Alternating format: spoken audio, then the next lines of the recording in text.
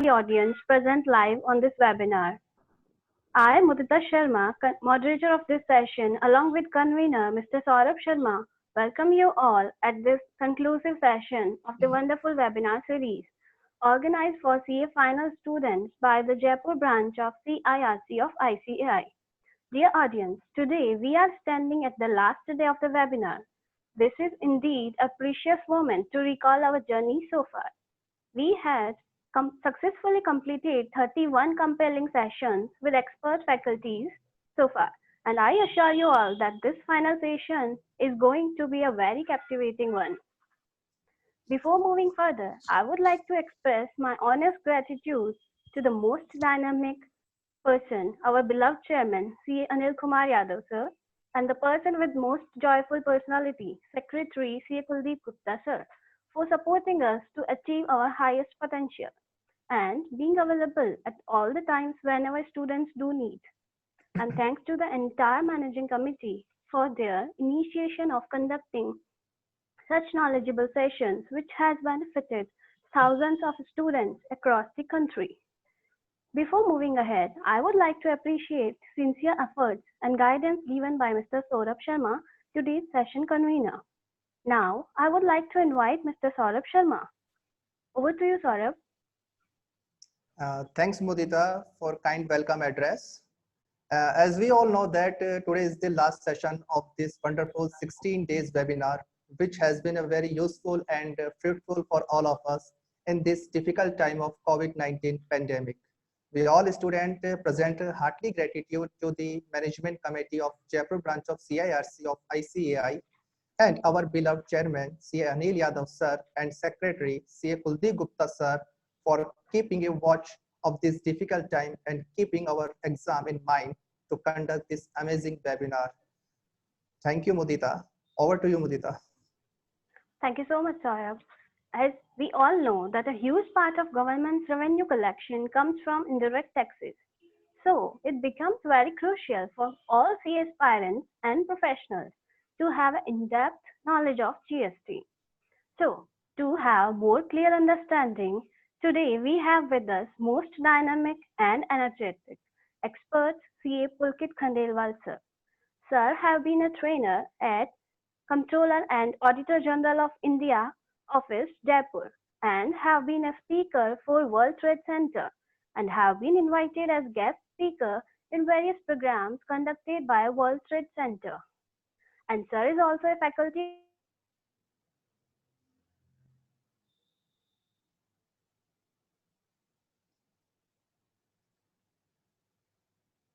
various educational various level GST. And list of his achievements at a very short span of time is very long.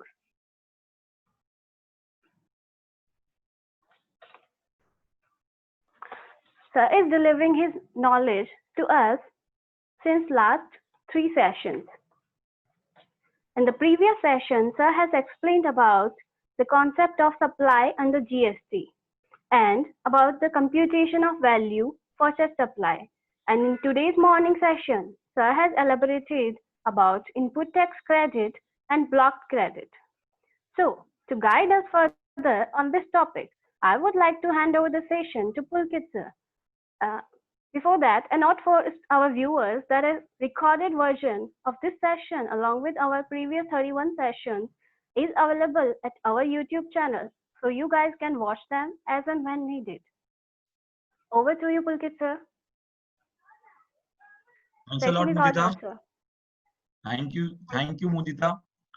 And first of all, thank you so much again, Jaipur branch, for giving me this opportunity to have an interaction with such energetic students for the 4 times rather.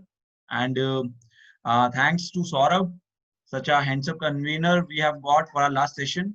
And of course, all the team of ICAI Jaipur branch who have been coordinating this whole series of sessions since past 31 sessions have been there. So it is a tough task to coordinate and to manage each and everything along with all the logistics that it takes.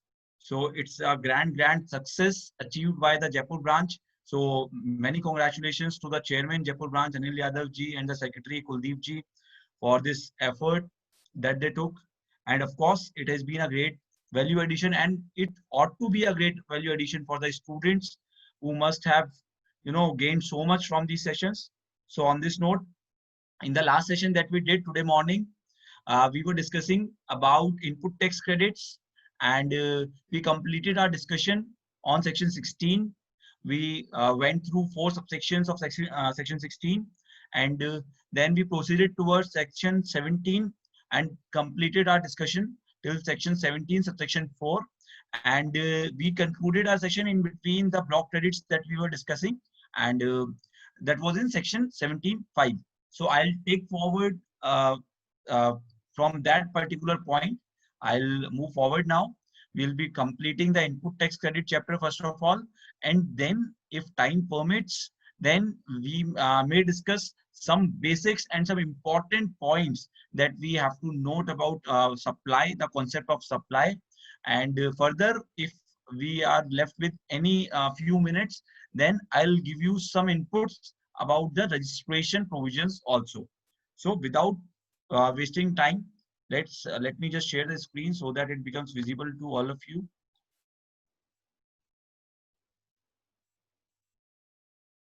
Screen visible? Yes, sir, visible. Yes, sir, visible. All right. Great. So morning में we were discussing section 17.5 subsection 5 जो बात कर रहा था block credit की. So block credit में I had repeatedly told you that बहुत important है इस block credit के concept को समझना. Obviously, it is important from the examination point of view. Along with it, it is also important to know these provisions from the practical perspective. Be it if you are serving in some company, doing your job, or be it if you are a practitioner, then also these provisions pertaining to block credits will help you a lot. So, हमने clause EF हमारे complete कर लिए थे, ABCDEF हमारे complete कर लिए थे. जो करंट स्लाइड थी वो हम ऑलमोस्ट फिनिश कर चुके थे हमारे लास्ट सेशन में. लास्ट डिस्कशन जो हमारा हुआ था वो था कि ब्लॉक क्रेडिट है एक जहां कॉम्पोजिशन में टैक्स अगर पेमेंट किया जा रहा है, so it will be a block credit. उसका आईटीसी आपको परमिसिबल नहीं होगा. अपार्ट फ्रॉम दैट, एनआरटीपी का प्रोविजन मैंने आपको समझाया था, मैंने कॉन्सेप्ट समझाया था what is who is an NRTP. और एनआरटीपी को केवल उस इनपुट का आईटीसी अलाउ होगा जो वो अपने साथ में इंपोर्ट करके लेकर के आ रहा है. Apart from that, no other ITC is permissible to NRTP which pertain to any goods or any services which he has availed from India. उसका आईटीसी उसको अलाउ नहीं होता. So going forward, कुछ पॉइंट्स, कुछ क्लॉजेस हमारे पास और है 17.5 के लिए. So उसके अंदर we have clause G, one very important clause जो कहता है goods or services or both used for personal consumption. हमने जो हमारा डिस्कशन चालू करा था इनपुट टैक्स क्रेडिट पे, सेक्शन 16.1 से हमने चालू करा था. सेक्शन 16.1 मैं आपको थोड़ा सा रिकैप दूं जो हमने डिस्कस किया था. सेक्शन 16.1 बात कर रहा था, इट वाज सेइंग कि आईटीसी लेने के लिए कोई रजिस्टर्ड पर्सन तब एलिजिबल होगा जब वो जिस गुड्स या सर्विसेज पे आईटीसी लेना चाह रहा है वो अपने बिजनेस में उसको यूज करे, या उसका इंटेंट ये है कि वो सप्लाईज जो है वो उसके बिजनेस में यूज होने वाली है. सो अगर नॉन बिजनेस यूज है तो ITC was not permissible as per the provisions of section 16.1. Then we went through section 17 का सबसेक्शन 1. उसने बोला कि अगर कोई ITC has been partly used for business purposes and partly it has been used for non-business purposes, then such taxable person will have to reverse the ITC that pertain to non-business purposes. तो ये बातें section 16.1 और 17.1 ने हमारे को बोली. Now we have one more entry जो हमारे को 17.5 में ब्लॉक क्रेडिट में गवर्नमेंट ने दी है कि साहब आप नॉन बिजनेस यूज 17.1 और 16.1 से अगर रेस्ट्रिक्ट नहीं करते हो, then Specifically, they have said all those goods and services or both which you are using for personal consumption, uska ITC will not be permissible. So you will have to take care कि कोई भी ऐसा ITC, ऐसे goods या services का ITC जो personal consumption में इस्तेमाल हुआ हो, उसको उसका ब्लॉक रहेगा क्रेडिट, उसका क्रेडिट परमिसिबल नहीं होगा. फॉर एग्जाम्पल, जो हमने सुबह भी एक एग्जाम्पल डिस्कस किया था, जहां पे एक एयर कंडीशनर कंपनी के MD के बेडरूम में लगा दिया गया, उसके घर पे लगा दिया गया, और जो घर था वो MD का खुद का था. सो वहां पे हमने कहा था कि ITC परमिसिबल नहीं होगा, irrespective of the fact that that asset was owned by the company, payment was made by the company, ownership company के पास थी, still it was not permissible to that company के वो उसका ITC क्लेम कर सके. So personal consumption के लिए अगर कोई goods और services यूज की जाए है, नहीं होगा. Next, goods lost, stolen, destroyed, written off or disposed of by way of gift or free samples. Now very important. See, मैं आपको इनपुट टैक्स क्रेडिट क्योंकि हम पढ़ रहे हैं और 17.5 हम डिस्कस कर रहे हैं, मैं आपको एक थंब रूल दे देता हूं. आप एग्जाम में कोशिश कीजिए कि 17.5 के प्रोविजंस को आप अच्छे से पढ़ के जाएं, सेक्शन 16 और 17 को अच्छे से पढ़ के जाएं. बट स्टिल, क्योंकि लास्ट मोमेंट पे हमारे पास इतना टाइम नहीं होता है कि हम जल्दी जल्दी सब कुछ चीज रिवाइज कर सके, तो एक थंब रूल मैं आपको देता हूं. गिवन ऐसा कभी केस हो कि आपको प्रॉपर टाइम रिवीजन का नहीं मिला और आपके पास एक इनपुट टैक्स क्रेडिट का क्वेश्चन आ जाता है, तो आपको ये थंब रूल याद रखना है, जिससे आपकी गलती करने की पॉसिबिलिटी बहुत कम हो जाएगी. Now what is the thumb rule? Government का इंटेंट समझिए.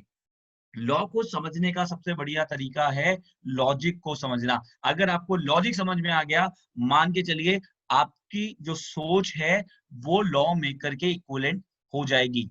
सो अगर लॉ मेकर ने वो लॉ क्यों बनाया, वो लॉजिक आपको समझ में आ गया, सो उस लॉ को समझना कतई डिफिकल्ट काम नहीं है. नाउ यहाँ पे लिखा है goods lost, stolen, destroyed, written off, disposed of by way of gift और फ्री सैंपल्स. इसके पहले वाली एंट्री में लिखा है गुड्स और सर्विसेज और both used for personal consumption.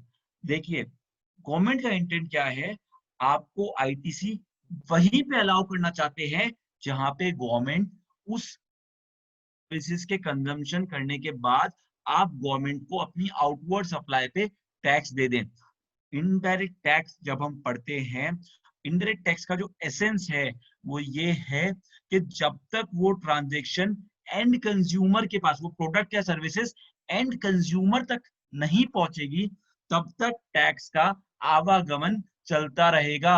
Businessman, supply chain के अंदर बहुत सारे प्लेयर्स होते हैं. मैन्युफैक्चरर होता है, मैन्युफैक्चरर के बाद डिपो होता है, डिपो वो प्रोडक्ट होलसेलर को देता है, होलसेलर रिटेलर को देता है, बीच में बहुत सारे डीलर्स भी हो सकते हैं, and then that retailer is the guy who actually provides those goods or those services to the end consumer. Now you need to understand that that is the point where the whole tax revenue goes into the pocket of the government. सरकार को जो उस transaction पे, उस product पे, उस service पे जो टैक्स मिलता है, वो अल्टीमेटली तब मिलता है जब उसका कंजम्पशन एंड कंज्यूमर कर लेता है. उसके पहले तो सरकार सिर्फ टैक्स एक जगह से लेके दूसरी जगह इनपुट टैक्स क्रेडिट को पास ऑन करती रहती है. उसका रेवेन्यू का, उसका जो ओनरशिप है उस रेवेन्यू का, वो गवर्नमेंट के पास फुल फ्लेजेडली नहीं आता जब तक वो गुड्स या सर्विसेज सप्लाई चेन में है. अब गवर्नमेंट को वो टैक्स तब चाहिए जब वो प्रोडक्ट आगे फर्दर सप्लाई नहीं होने वाला. मेरी बात को ध्यान से सुनिएगा, गवर्नमेंट को टैक्स तब चाहिए जब वो गुड्स या सर्विसेज आगे फर्दर सप्लाई नहीं होने वाला. So the moment government realises कि वो प्रोडक्ट या सर्विस आगे सप्लाई नहीं होगा, it wants to restrict your input tax credit to that point. उस पर्टिकुलर पॉइंट पे वो आपके इनपुट टैक्स क्रेडिट को रेस्ट्रिक्ट कर देती है. जैसे अगर वो एयर कंडीशनर उस आगे उसके घर में चला गया, उस MD के घर में चला गया, क्या उस एयर कंडीशन को यूज करके आगे कोई फर्दर सप्लाई होगी, कोई गुड्स या सर्विसेज सप्लाई होंगे? नहीं होंगे। तो वो सप्लाई चेन से बाहर निकल गया। जैसे ही वो बाहर निकला, गवर्नमेंट ने बोला this is the point where we want tax, और उन्होंने उस कंपनी का आईटीसी ब्लॉक कर दिया, वहां रोक दिया। सिमिलरली अगर कोई गुड्स लॉस्ट हो गया, स्टील हो गया, चोरी हो गया, डिस्ट्रॉय हो गया, राइट ऑफ हो गया, या डिस्पोज ऑफ हो गया इन फॉर्म ऑफ गिफ्ट और फ्री सैंपल, अगर इनमें से कोई भी घटना घटित हो गई, तो क्या सरकार को कोई भी टैक्स रेवेन्यू उस प्रोडक्ट के आउटफ्लो से आने वाला है? उस गुड्स या सर्विसेज के आउटपुट से आने वाला है? नहीं आएगा। अगर गुड्स डिस्ट्रॉय हो गया तो वो उसकी वैल्यू खत्म होगी। जैसी वैल्यू उसकी खत्म हुई, आगे आउटवर्ड लायबिलिटी कभी अराइज नहीं होगी।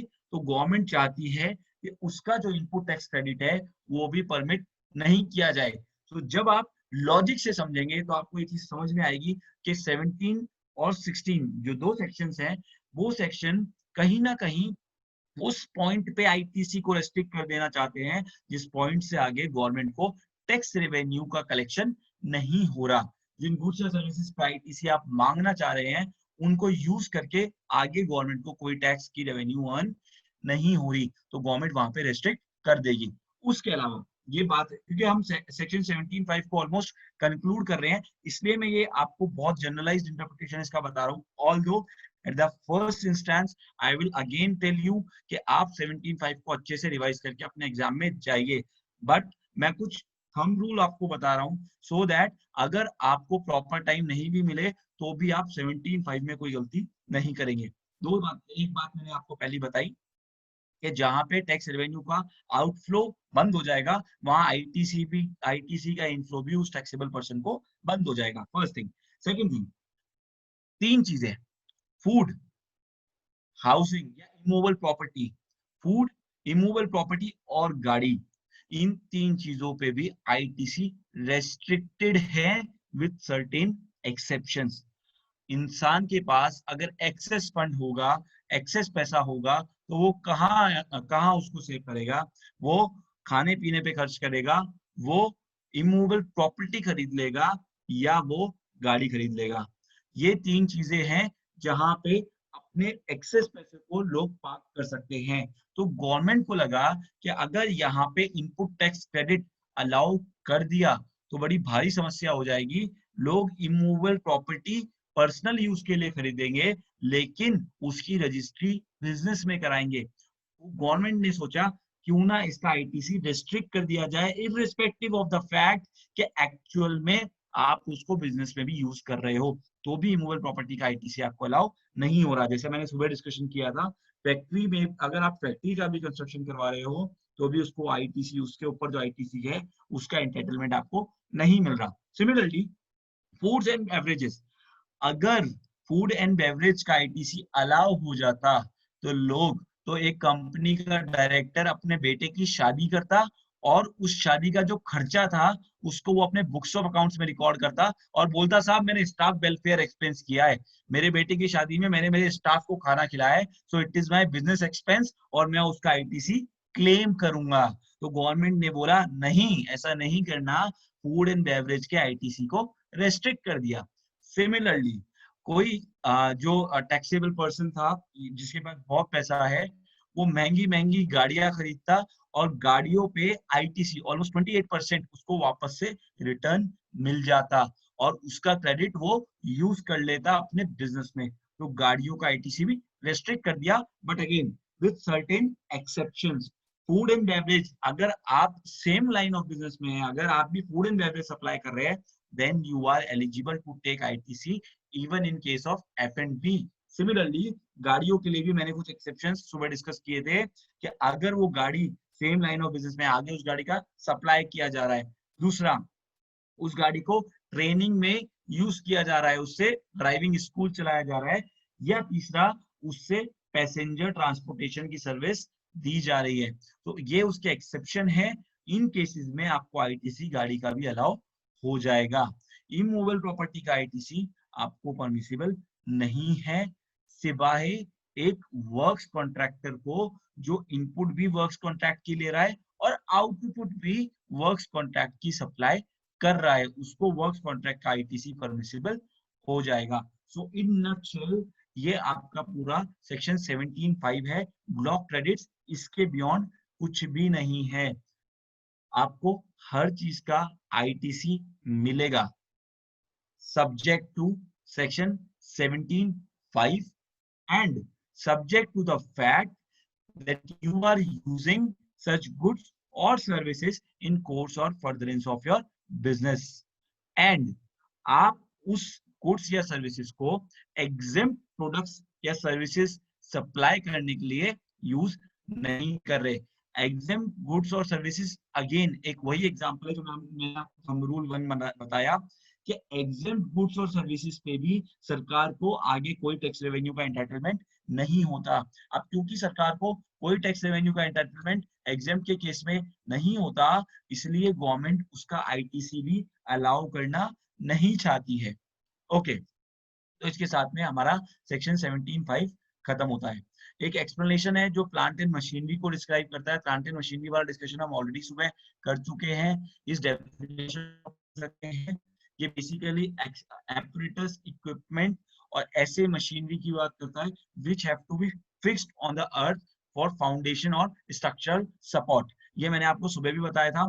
इस तरह का अगर कोई इमूवेबल प्रॉपर्टी के लिए इस तरह का कोई इमूवेबल प्रॉपर्टी है जो इसलिए बनाई गई है ताकि किसी मशीनरी या प्लांट को स्ट्रक्चरल सपोर्ट या फाउंडेशन दिया जा सके, तो उसका आईटीसी परमिसिबल है। उसका लॉजिक भी मैंने आपको बताया था और मैंने एक सिंपल सा आपको लॉजिक बताया था कि अगर आप उसको बुक्स में डेबिट करेंगे तो कौन से अकाउंट में डेबिट करेंगे? उस खर्चे को आप प्लांट एंड मशीनरी के अकाउंट में डेबिट करेंगे क्योंकि वो इंटीग्रल पार्ट है उस प्लांट एंड मशीनरी का। प्लांट डजंट मीन कि कोई मेटल का या फेरस का आइटम होगा उसी को आप प्लांट बोलेंगे। बहुत बड़े बड़े यूनिट्स जो होते हैं वो पूरे के पूरे प्लांट कहलाते हैं। तो उसके अंदर बहुत सारे ऐसे स्ट्रक्चरल सपोर्ट के लिए चीजें हो सकती है जो प्लांट का इंटीग्रल पार्ट हो, तो वो यहाँ पे फॉल कर जाएंगे। So with this we are done with section 17. Section 16 हमने सुबह डिस्कस कर लिया था। Now we have section 18. हम section 18 का डिस्कशन करेंगे और उसके बाद जैसा हमको टाइम अलाउ करेगा उस तरह से हम आगे बढ़ेंगे। So section 18 जो है वो कुछ स्पेशल केसेस की बात करता है। सेक्शन 18 बेसिकली कुछ स्पेशल केसेस की बात करता है और ये बताता है कि ऐसे केसेस में आईटीसी की जो अवेलेबिलिटी है स्पेशल सर्कमस्टांसेस में वो किस तरह से आने वाली है। तो सेक्शन 18 का टाइटल है availability of credit in special circumstances. First of all section 25 आप लोगों ने पढ़ा होगा। नाउ व्हाट डज सेक्शन 25 से? जिन लोगों ने रजिस्ट्रेशन का चैप्टर पढ़ लिया बहुत अच्छी बात है, नहीं पढ़ा तो section 25 is basically a section that prescribes the procedure for seeking registration in GST. जिसके ऊपर रजिस्ट्रेशन की लायबिलिटी आ गई, उसको रजिस्ट्रेशन की लायबिलिटी आने के बाद क्या कार्यक्रम करना है वो आपको सेक्शन 25 बताता है। सेक्शन 25 को 2 मिनट डिस्कस करते हैं और फिर हम सेक्शन 18 के सबसेक्शन 1 पे वापस से आते हैं। Now section 25 is basically procedure for registration. As I said, section 25 कहता है कि भाई जिसके ऊपर भी जीएसटी में रजिस्ट्रेशन की लायबिलिटी आ गई उसको विद इन 30 डेज अप्लाई कर देना है for registration. Within 30 days of getting liable to be registered उसको अप्लाई कर देना है। अब सवाल ये, सेक्शन 25 में लायबिलिटी आएगी कहां से? तो लायबिलिटी आएगी सेक्शन 22 से और 24 से। तो जो व्यक्ति सेक्शन 22 में कवर हो गया या फिर कंपलसरी रजिस्ट्रेशन सेक्शन 24 में कवर हो गया, उस व्यक्ति को 25 का प्रोसीजर फॉलो करके रजिस्ट्रेशन के लिए अप्लाई कर देना है with in 30 days of becoming liable for registration. अब जो स्टॉक फिनिश गुड्स या सेमी फिनिश गुड्स या रॉ मटेरियल उसके पास उस दिन रखा हुआ है जिस दिन वो लायबल हो गया रजिस्ट्रेशन के लिए, उस स्टॉक का भी आईटीसी उसको अलाउ कर दिया जाएगा। अब इसका क्या लॉजिक है? मैं पहले अनरजिस्टर्ड था, आज मेरी लायबिलिटी आ गई, तो आप कह रहे हो कि आपको आईटीसी भी दे दिया जाएगा उस स्टॉक पे जो आपके पास रखा हुआ है। ऐसा क्यों किया गया? सिंपल सा लॉजिक है।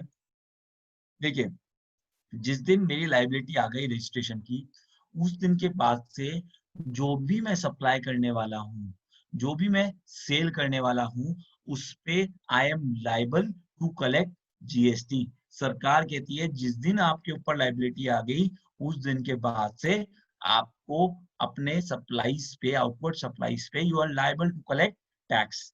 अब क्योंकि जिस दिन मैं रजिस्ट्रेशन के लिए लायबल हो गया, उस दिन के बाद से मुझे आउटवर्ड सप्लाई की लायबिलिटी आ रही है, तो गवर्नमेंट चाहती है कि आपको इनपुट भी अलाउ कर दिया जाए। बहुत जनरल सी बात है ना।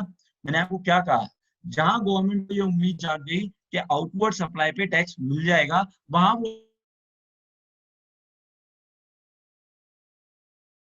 गवर्नमेंट को इन्फॉर्म किया कि साहब मैं लायबल हो चुका हूं और मैं 30 दिन के अंदर रजिस्ट्रेशन के लिए अप्लाई कर दूंगा, या आप कर देते हैं रजिस्ट्रेशन के लिए अप्लाई, तो आपको जो उस दिन आईटीसी आपको मिल सकता था on the stock that you were having on the day on which you became liable for registration, उस स्टॉक का आपको आईटीसी अलाउ कर दिया जाएगा।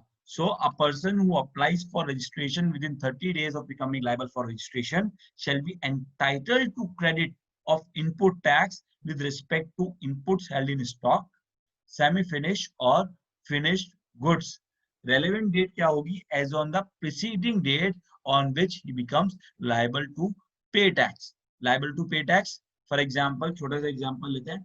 Threshold limit GST में सर्विस प्रोवाइडर्स के लिए है 20 lakhs की, और जो केवल गुड्स की सप्लाई कर रहे हैं उनके लिए 40 लाख रुपए की इसकी थ्रेशोल्ड लिमिट है। तो सपोज कीजिए I am a trader dealing exclusively in goods only. Now the threshold limit available to me for registration is ₹40 lakhs। मैं 40 lakhs तक की सेल बिना रजिस्ट्रेशन लिए कर सकता हूं, but above 40 lakhs I will have to seek registration as per the virtue of section 22। तो मान लीजिए मेरा टर्नओवर था 39 lakhs, अब मेरे पास कोई ऑर्डर आया फॉर 2 लाख रुपीस और मेरी सेल 49 लाख से बढ़ के 41 lakhs हो गई। So the moment I've crossed the threshold limit of 40 lakhs, I become liable for registration as per section 22. And the moment I become liable for registration as per section 22, I'll have to apply for registration within 30 days of becoming liable by virtue of section 25(1). तो अब मुझे 30 दिन में registration के लिए apply कर देना है। अब समझिए, जिस दिन मेरा टर्नओवर 39 लाख था, उस दिन मेरे पास कुछ स्टॉक भी तो होगा, 5 लाख रुपए का स्टॉक भी तो होगा। मान लीजिए मेरे पास 5 लाख रुपए का स्टॉक है, 5 लाख रुपए के स्टॉक पे कोई ना कोई टैक्स होगा जो मैं दे करके आया था। क्या मुझे उस टैक्स का आईटीसी मिला था? नहीं मिला, बिकॉज सेक्शन 16(1) में जो फर्स्ट फ्रेज था उसने कहा था registered person will be entitled to take ITC, यानी अगर आप रजिस्टर्ड नहीं हो तो आपको आईटीसी का एंटाइटलमेंट नहीं था। सो जब तक आपका टर्नओवर 39 लाख था तब तक आप अनरजिस्टर्ड थे, तो आपको आईटीसी का एंटाइटलमेंट नहीं था। एंड दैट मींस आपको उस 5 लाख रुपए के स्टॉक पे जो आपके पास रहा है, उस दिन जिस दिन आप लायबल हुए, उस दिन से आपको उस दिन तक आपको उस 5 लाख रुपए के स्टॉक का आईटीसी नहीं मिला। तो क्या आप सरकार से ये नहीं बोलेंगे कि साहब आपने मुझे रजिस्ट्रेशन के लिए लायबल कर दिया, अब आप मुझे बोलोगे कि आगे जैसे ही आप आगे बढ़ोगे, आगे सेल करोगे, तो आपको टैक्स जमा करवाना है। कहने का मतलब जो 5 लाख रुपए का स्टॉक है, जब भी मैं उसको सेल करने जाऊंगा after the date of becoming liable for registration, government will ask me to pay tax. तो आप जब मुझसे आउटवर्ड सप्लाई पे टैक्स देने को कह रहे हो, तो जो 5 लाख रुपए पे जीएसटी में देकर के आया था जब मैं उसको परचेज करके लाया, give me ITC for that supply also. तो क्या आप उसका आईटीसी नहीं मांगेंगे? बिल्कुल मांगेंगे, और वो आईटीसी आपको मिलेगा बाय वर्च्यू ऑफ सेक्शन 18(1). तो जिस दिन आप लायबल हुए रजिस्ट्रेशन के लिए, से 1 जून 2020 को मैं थ्रेशोल्ड लिमिट क्रॉस कर गया, सो आई बिकेम लायबल ऑन 1 जून 2020। अब मुझे 30 दिन के अंदर अप्लाई कर देना है। तो जो स्टॉक मेरे पास 31 मई को रखा हुआ है, उस पे मुझे आईटीसी का एंटाइटलमेंट आ जाता है। सो मैं रजिस्ट्रेशन मिलने के बाद एक फॉर्म फाइल करूंगा गवर्नमेंट के पास और वहां पे गवर्नमेंट को बताऊंगा कि मेरे पास इतना आईटीसी रखा हुआ था on the date immediately preceding the date I became liable for registration और उस पे मैं इतने रुपए का टैक्स जमा करवा के आया था और आप उसका टैक्स का इनपुट मांग लेंगे। So this is all about section 18 subsection 1. Next, कुछ लोग ऐसे हैं जिनको कंपल्सरी, जिनको ऑब्लिगेशन आ जाती है रजिस्ट्रेशन की, वो लोग सेक्शन 22 और 24 के तहत कवर होते हैं रजिस्ट्रेशन के लिए। अब कुछ लोग ऐसे भी होते हैं जो खुशी खुशी रजिस्ट्रेशन लेना चाहते हैं, बिना लायबिलिटी के भी रजिस्ट्रेशन लेना चाहते हैं, ना उनका थ्रेशोल्ड लिमिट क्रॉस हुआ है, ना वो सेक्शन 24 में कंपल्सरी रजिस्ट्रेशन में फॉल करते हैं, but they still want to take registration. There can be several reasons for this. कुछ रीजन ये हो सकता है कि साहब रजिस्ट्रेशन लेने के बाद काम करना कंपैरेटिवली इजी हो जाता है, बिकॉज आप बड़े प्लेयर्स के साथ में काम कर सकते हो, बिकॉज कोई भी बड़ा बिजनेसमैन ऐसे व्यक्ति के साथ काम करने को रेजिस्ट करेगा जो अनरजिस्टर्ड होगा। Reason being unregistered person cannot pass on the ITC and neither he avails the input tax. So certainly उसकी जो supply है it will be costly as compared to a registered person, because registered person जो है वो ITC लेकर के आएगा और उसको पास ऑन कर देगा। So उसकी वैल्यू में, उसका जो प्रोडक्ट है उसके प्राइस में टैक्स कंपोनेंट नहीं होता, टैक्स कंपोनेंट उसकी कॉस्ट का पार्ट नहीं बनता। But in case of unregistered person the tax that he paid while purchasing the inputs, वो जो टैक्स है वो उसके कॉस्टिंग का पार्ट बन जाता है एंड उसकी जो आउटवर्ड सप्लाई है वो ऑटोमेटिकली महंगी हो जाती है। सो कुछ लोग इसलिए भी रजिस्ट्रेशन लेते हैं। उसके अलावा अगर मैं प्रैक्टिकली आपसे बात करूं तो बहुत सारे लोग टेंडर्स के लिए और ऐसे चीजों के लिए अप्लाई करते हैं, तो वहां पे भी जीएसटी रजिस्ट्रेशन कंपल्सरीली चाहिए होता है।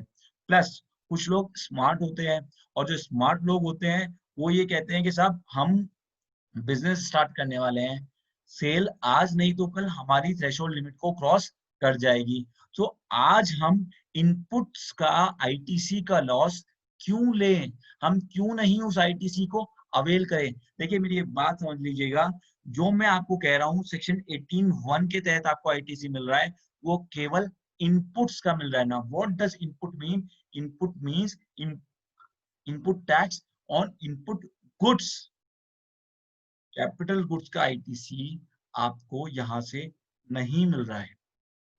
सिमिलरली इनपुट सर्विसेज का आईटीसी भी न्यू रजिस्ट्रेंट को, जो इनपुट सर्विसेज वो पहले अवेल कर चुका from the date he became liable for registration, उससे पहले जो इनपुट सर्विसेज वो अवेल कर चुका उसका भी आईटीसी उसको नहीं मिल रहा है। सो कुछ लोग जो स्मार्ट होते हैं वो ये कहते हैं कि हम इस लॉस को क्यों बियर करें और हम डे 1 से ही रजिस्ट्रेशन लेकर के काम करना चाहते हैं। उनके लिए there are provisions for voluntary registration. We call it voluntary registration and the provisions, relevant provisions are laid down in section 25 subsection. एक पर्सन जो वॉलंटरी रजिस्ट्रेशन लेना चाह रहा है जीएसटी में, उसको एंटाइटलमेंट होगा क्रेडिट का। कौन से क्रेडिट का? वो इनपुट्स जो उसके स्टॉक में रखे हुए थे। जिस दिन मैंने, सपोज कीजिए मैं बिजनेसमैन हूं, मैंने काम चालू कर दिया, काम चालू करने के बाद जब मैं 6 महीने काम कर चुका, मेरा ऑल्दो मेरा टर्नओवर जो है वो थ्रेशोल्ड लिमिट से कम है, but after working for 6 months I realise कि अगर मैं जीएसटी रजिस्ट्रेशन ले लेता हूं तो मुझे बहुत सारे बेनिफिट्स मिल जाएंगे। So I decided to seek registration in GST. ऐसा नहीं है कि मैं थ्रेशोल्ड लिमिट में कवर हो रहा था, नो, थ्रेशोल्ड लिमिट में कवर नहीं हो रहा था, तो भी मैंने डिसाइड किया कि मैं रजिस्ट्रेशन लेता हूं और मैंने रजिस्ट्रेशन लेना डिसाइड करके 1 जून को रजिस्ट्रेशन की एप्लीकेशन फाइल कर दी। सो जिस दिन मुझे रजिस्ट्रेशन ग्रांट किया जाएगा गवर्नमेंट द्वारा, सपोज कीजिए मैं 1 जून को एप्लीकेशन फाइल करी and the registration is granted to me on 4 June, 4 जून को मेरा रजिस्ट्रेशन अप्रूव किया गया और मुझे रजिस्ट्रेशन सर्टिफिकेट दे दिया गया। So the date immediately preceding the date on which registration is granted, तो 3 जून को जो मेरे पास स्टॉक था उसका आईटीसी मुझे अलाउ हो जाएगा बाय वर्च्यू ऑफ सेक्शन 18(1). सो 18(1) में दो बातें हमने करी। एक हमने बात करी ऐसे व्यक्ति जो कंपलसरी रजिस्ट्रेशन के दायरे में फॉल कर रहे थे, उनके लिए जो रेलेवेंट डेट है वो डेट है जिस दिन वो लायबल हुए रजिस्ट्रेशन के लिए, उसके एक दिन पहले। और वॉलंटरी रजिस्ट्रेशन में जो लोग जा रहे हैं उनके लिए रेलेवेंट डेट जो है वो डेट है जिस दिन उनको एक्चुअल में रजिस्ट्रेशन दिया जा रहा है। सो ये है सेक्शन आपका 18(1). नाउ गोइंग फॉरवर्ड हमारे पास नेक्स्ट जो है वो ऐसे लोग हैं जो सेक्शन 10 के तहत टैक्स जमा करवा रहे थे, जिन्होंने कॉम्पोजिशन स्कीम ऑप्ट कर रखी थी, बट अब वो कॉम्पोजिशन स्कीम से रेगुलर स्कीम में आना चाहते हैं। पहले कॉम्पोजिशन स्कीम में थे और अब कॉम्पोजिशन स्कीम से बाहर निकल के रेगुलर स्कीम में आना चाहते हैं। इसका डिस्कशन आगे करूं उससे पहले आपको एक बात बता दूं, keep a note of this thing. Composition scheme opt करनी है अगर आप रेगुलर स्कीम से कॉम्पोजिशन स्कीम में जाना चाहते हैं तो आपको फाइनेंशियल ईयर स्टार्ट होने से पहले एक इंटीमेशन देना पड़ेगा गवर्नमेंट को कि मैं न्यू फाइनेंशियल ईयर से कॉम्पोजिशन स्कीम में जाना चाहता हूं। कॉम्पोजिशन स्कीम में दो तरह के लोग जा सकते हैं। एक वो लोग जो नया रजिस्ट्रेशन ले रहे हैं और नया रजिस्ट्रेशन लेते समय वो सीधे कॉम्पोजिशन को ऑप्ट कर रहे हैं। तो नया रजिस्ट्रेशन अगर आप कॉम्पोजिशन के साथ ऑप्ट करते हैं तो आपको composition scheme in between the financial year भी अलाउ कर दी जाएगी। But for all other cases जहां पे आप ऑलरेडी रेगुलर स्कीम में रेगुलर टैक्स पेयर हैं, रेगुलर में आप काम कर रहे हैं, सो फिर आप in between the financial year composition scheme opt नहीं कर सकते हैं। उसके लिए आपको फाइनेंशियल ईयर स्टार्ट, नया जो फाइनेंशियल ईयर स्टार्ट होगा उससे पहले एक इंटीमेशन फाइल करना होगा, फिर नए फाइनेंशियल ईयर से ही आप कॉम्पोजिशन स्कीम में जा पाएंगे। अब ये तो बात रही कि मैं कॉम्पोजिशन में कैसे जा सकता हूँ और कब जा सकता हूँ, कौन कब जा सकता है।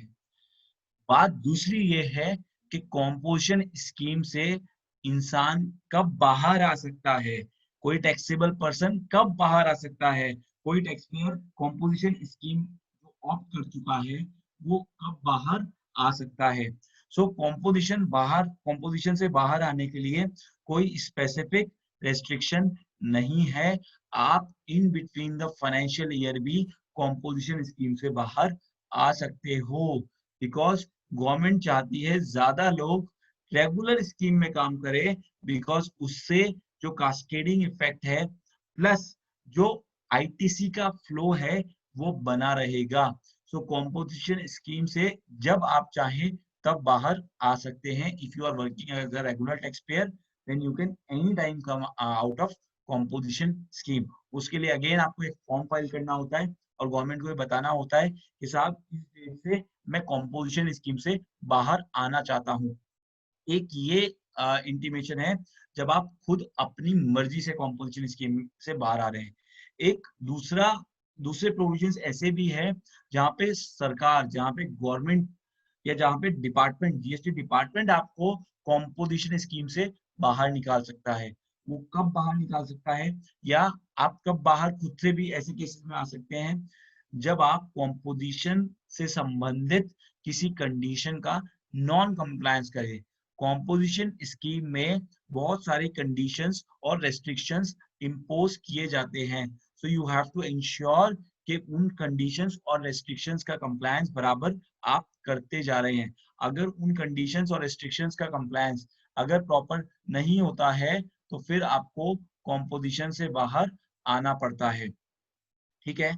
Now in those cases, coming back to section 18, in those cases where you were a person who had opted for composition scheme and now you want to come out of composition scheme. In those cases also, you are allowed to take input tax credit of the inputs held in your stock, semi-finished or finished goods and capital goods. Very important. देखिए examiner आपको confuse करेगा. Section 18 का एक question बना के देगा जहां पे वो दो लोगों को बोलेगा. एक आपके लिए न्यू रजिस्ट्रेंट होगा जो रेगुलर स्कीम में जा रहा है, नया रजिस्ट्रेशन उसने लिया है, और एक वहां पे कॉम्पोजिशन टैक्स पेयर होगा जो रेगुलर स्कीम में जा रहा है. इस तरह के दो केसेस आ सकते हैं. फर्स्ट केस में क्या होगा, आपको बोला जाएगा कि उसके पास इतने रुपए का स्टॉक था और इतने रुपए के कैपिटल गुड्स थे, तो आप कैलकुलेशन करके बताइए कि कितने रुपए का आईटीसी वो आगे लेकर जा सकता है. दूसरे वाले केस में भी सेम डेटा आपको दिया जाएगा. Now the difference which you have to note over here is capital goods का ITC was not being allowed to a person seeking new registration. जो पहले वाले स्लाइड्स में हमने बात करी, वो a person who was seeking new registration, either he was being covered under section 22 और 24, वहां पे थ्रेशोल्ड लिमिट में आ रहा था, या फिर वो वॉलंटरी रजिस्ट्रेशन ले रहा था. In both the cases he was not allowed to claim the ITC of the capital goods which he was holding just before the date he got registration or he became liable for registration. उसके capital goods का ITC उसको नहीं दिया. But capital goods का ITC composition tax payer person को दिया जा रहा है if such person chooses to become a regular tax payer. So पहले वाली स्लाइड में और इस वाले स्लाइड में ये डिफरेंस है कि आपके पास अगर कॉम्पोजिशन स्कीम है, आप बाहर आना चाहते हैं और आपके पास कुछ स्टॉक रखा हुआ है और आपके पास कोई मशीनरी कैपिटल गुड्स रखा हुआ है, तो उस पूरे के पूरे कैपिटल गुड्स पे, मशीनरी पे आपको आईटीसी मिल जाएगा और स्टॉक का आईटीसी तो ऑब्वियसली आपको मिल ही रहा है. बट अगेन कैपिटल गुड्स का जो आईटीसी है वो पूरा 100% आपको अलाउ नहीं किया जाएगा. सी जीएसटी में बहुत सारी जगह पे आपको ये अंडरस्टैंडिंग डेवलप करनी पड़ेगी कि जीएसटी में कैपिटल गुड्स की जो लाइफ है उसको 5 इयर्स माना गया है. यानी सरकार ये मानती है कि आप कैपिटल गुड्स को 5 इयर्स तक यूज करेंगे. 5 years into 12 months, so that means 60 months. 60 महीने तक आप कैपिटल गुड्स को यूज करने वाले हैं. ऐसा जीएसटी लॉ में सरकार ने अजम्पशन लिया. पूरे जीएसटी लॉ में जहां पे भी कैपिटल गुड्स से संबंधित आप कोई भी बात पढ़ेंगे, 60 महीने लाइफ मानी गई है कैपिटल गुड्स की. तो गवर्नमेंट ऑल्दो आपको कैपिटल गुड्स का आईटीसी फर्स्ट इंस्टेंस पे अलाउ कर देती है. जिस दिन आपने कैपिटल गुड्स परचेज किया, capital goods in simple terms means a fixed asset. जैसे हम फिक्स्ड एसेट के लिए कहते हैं कि भाई ये हमको मोर देन 1 ईयर तक बेनिफिट देने वाला है. Similarly capital goods are those goods which have been capitalised. Capitalised means which have been booked as fixed assets in your books of accounts. So government ये कहती है कि साहब मोर देन 1 ईयर तो ठीक है, बट हम ये मानते हैं 5 साल तक आपको ये कैपिटल गुड्स बेनिफिट देने वाले हैं. इसको आप 5 साल तक अपने बिजनेस में यूज करने वाले हैं. तो आईटीसी ऑल्दो आपको एक बार में अलाउ कर दिया जाता है when you bring a new capital asset in your business. But उस कैपिटल गुड्स के लिए गवर्नमेंट ये इंश्योर करती है कि 5 साल आप उसको यूज करें. और अगर आप 5 साल पहले उसका डिस्पोजल कर देते हैं, उसको सेल कर देते हैं, या कैसे भी उसे रिड ऑफ करना चाहते हैं, तो फिर सरकार आपसे अनयूटिलाइज्ड पीरियड का टैक्स मांग लेती है. फॉर एग्जाम्पल, मैंने एक एयर कंडीशनर खरीदा मेरे ऑफिस के लिए. Air conditioner is a capital goods. मैंने उसको कैपिटलाइज किया. आई एम अ चार्टर्ड अकाउंटेंट. मुझे मेरे कैबिन के लिए एक एयर कंडीशनर चाहिए था. I bought air conditioner. मैंने उसको कैपिटलाइज कर दिया मेरे बुक्स ऑफ अकाउंट्स में. अब मैंने 2 साल बाद, 2 साल मैंने उस एयर कंडीशनर को यूज किया. Then I decided to remove that from my office. उस एयर कंडीशन को मैं हटाना चाहता हूँ. जब मैं वो परचेज करके लाया था, सो मैंने उसका 100% आईटीसी क्लेम कर लिया था since on the same day जिस दिन मैंने वो परचेज किया. अब मैं 2 साल बाद हटा रहा हूँ उसको, 24 महीने बाद हटा रहा हूँ, तो सरकार मुझे बोलेगी कि जो बैलेंस 3 साल है ना, 36 महीने है ना, उनका टैक्स आप जमा करवाइए। जो आपने आईटीसी क्लेम किया वो 24 महीने, जो टोटल आईटीसी, सपोज कीजिए उस एयर कंडीशनर पे I claim input tax credit of 6,000 rupees, 6,000 रुपए का मैं आईटीसी क्लेम किया था उस एयर कंडीशनर पे। तो सरकार बोलेगी 6,000 रुपए को 60 महीने में डिवाइड कर दीजिए, और क्योंकि आपने 2 साल यूज किया है तो 2 साल तक का तो ओके है, वो आपका हो गया। बट जो बैलेंस 36 महीने है, उस बैलेंस 36 महीने का टैक्स आप रीपे कीजिए। सो गवर्नमेंट मेरे से 3600 रुपए वापस से पे करने को बोलेगी। सो यहाँ पे भी जो इनपुट, जो कैपिटल गुड्स मैं परचेज करके लाया, अब मैं वापस से सेक्शन 18 पे आ रहा हूँ, जहाँ पे एक composition taxable person ITC avail कर रहा है when he is going into the regular system. तो वहां पे उसके पास जो कैपिटल गुड्स है, सरकार उसकी लाइफ मानेगी 60 महीने, और 60 महीने के अकॉर्डिंग उसको बोलेगी कि जितने टाइम आपने कॉम्पोजिशन में यूज किया उतने टाइम का आईटीसी आप छोड़ दीजिए, वो आपको अलाउ नहीं होगा, और बैलेंस जो आईटीसी है वो आप क्लेम कर लीजिए। सो एवरी क्वार्टर गवर्नमेंट 5% का आईटीसी रिड्यूस कर देगी। जितने भी क्वार्टर उसने कैपिटल गुड्स को यूज किया है, कॉम्पोजिशन टैक्सेबल पर्सन ने यूज किया है अपने बिजनेस में, उतने पीरियड के लिए 5% पर क्वार्टर ऑफ अ ईयर और पार्ट ऑफ अ क्वार्टर आपको रिड्यूस करना पड़ेगा, और बैलेंस आप आईटीसी कैरी फॉरवर्ड कर सकते हैं। यहाँ पे रेलेवेंट डेट क्या होने वाली है? यहाँ पे रेलेवेंट डेट हमारे लिए होगी as on the date preceding the date on which he became liable to pay tax under section 9. section 9 is basically normal जो हमारा सिस्टम है वो section 9 है। so जिस दिन आप section 9 में टैक्स पे करने के लिए लाइबल हो गए, that means जिस दिन आप section 10 से बाहर हो गए, उस दिन से आपको, उस दिन से पहले वाली डेट पे जो आपके पास स्टॉक रखा हुआ है और कैपिटल गुड्स रखे हुए, उसका आईटीसी आपको अलाउ हो जाएगा। सो ये बात थी जहां आप कॉम्पोजिशन से रेगुलर में आ रहे हैं। अब एक और केस, ये भी एक यूनिक केस है। आपके गुड्स और सर्विसेज पहले एग्जेम्प्ट थे और अब वो टैक्सेबल हो गए हैं। पहले वो एग्जेम्प्ट थे और अब वो टैक्सेबल हो गए हैं। सो ऐसे केसेस में क्या होगा? देखिए, हमने सेक्शन 17(2) पढ़ा था।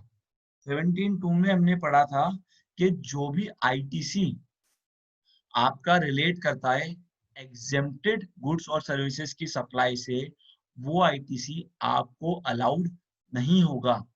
Now in such a case, जिस दिन आप एग्जेम्प्ट से रेगुलर में आ गए हैं, सो आपको वापस से वो आईटीसी परमिसिबल हो जाएगा। एग्जेम्प्ट से मतलब आपका प्रोडक्ट टैक्सेबल हो गया है और अब आप एग्जेम्प्ट से टैक्सेबल प्रोडक्ट्स में आ गए हैं। आपका प्रोडक्ट गवर्नमेंट ने नोटिफिकेशन से पहले एग्जेम्प्ट था, अब उसको एग्जेम्पशन को विड्रॉ कर लिया और अब आपका प्रोडक्ट या आपकी सर्विस जो है वो टैक्सेबल हो चुकी है, तो फिर आपको अब से उस पे टैक्स देना पड़ेगा। सो आपको उसका आईटीसी भी अलाउ हो जाएगा। So entitled to claim input to inputs held in stock, finished और semi finished goods and capital goods. Capital goods का आईटीसी भी आपको मिल जाएगा। रेलेवेंट डेट जो होगी as on the preceding date from which supply becomes taxable. तो जिस दिन आपकी सप्लाई टैक्सेबल हो रही है उससे प्रीसीडिंग डेट पे आपको टैक्स जो स्टॉक आपके पास रखा हुआ है और जो कैपिटल गुड्स आपके पास है उसका आईटीसी आपको परमिसिबल हो जाएगा। सो ये केस था जहां पे आपके प्रोडक्ट्स या सर्विसेज पहले एग्जेम्प्ट थे और अब वो टैक्सेबल हो गए। एग्जेम्प्ट का मैंने आपको बताया, एग्जेम्प्ट गुड्स के कॉरस्पॉन्डिंग, एग्जेम्प्ट सप्लाईज के कॉरस्पॉन्डिंग कोई भी आईटीसी एडमिसिबल नहीं है। सो इसके साथ में हमारा ये डिस्कशन यहाँ पे खत्म होता है। अब कुछ ब्रीफ में कुछ बातें और कर लेते हैं और उसके बाद हम आगे वाले टॉपिक्स पे चलेंगे।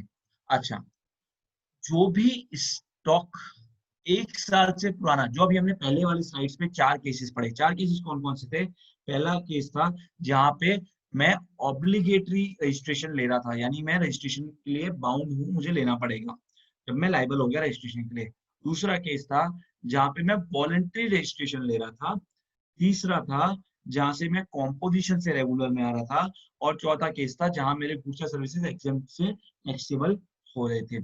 इन सब केसेस पे हमने पढ़ा कि इनपुट्स क्या और जो मेरे स्टॉक है उसका मुझे आईटीसी मिल रहा है। तो वो परचेज इनवॉइसेस जो 1 साल से पुराने हैं, ऐसा स्टॉक जो 1 साल से पुराना है, उसका आईटीसी मुझे इनमें से किसी भी केस में अलाउड नहीं होगा। So purchase invoices should not be earlier than 1 year from the date from the relevant date. तो रेलिवेंट डेट से 1 साल से ज्यादा पुराना स्टॉक मेरा नहीं होना चाहिए।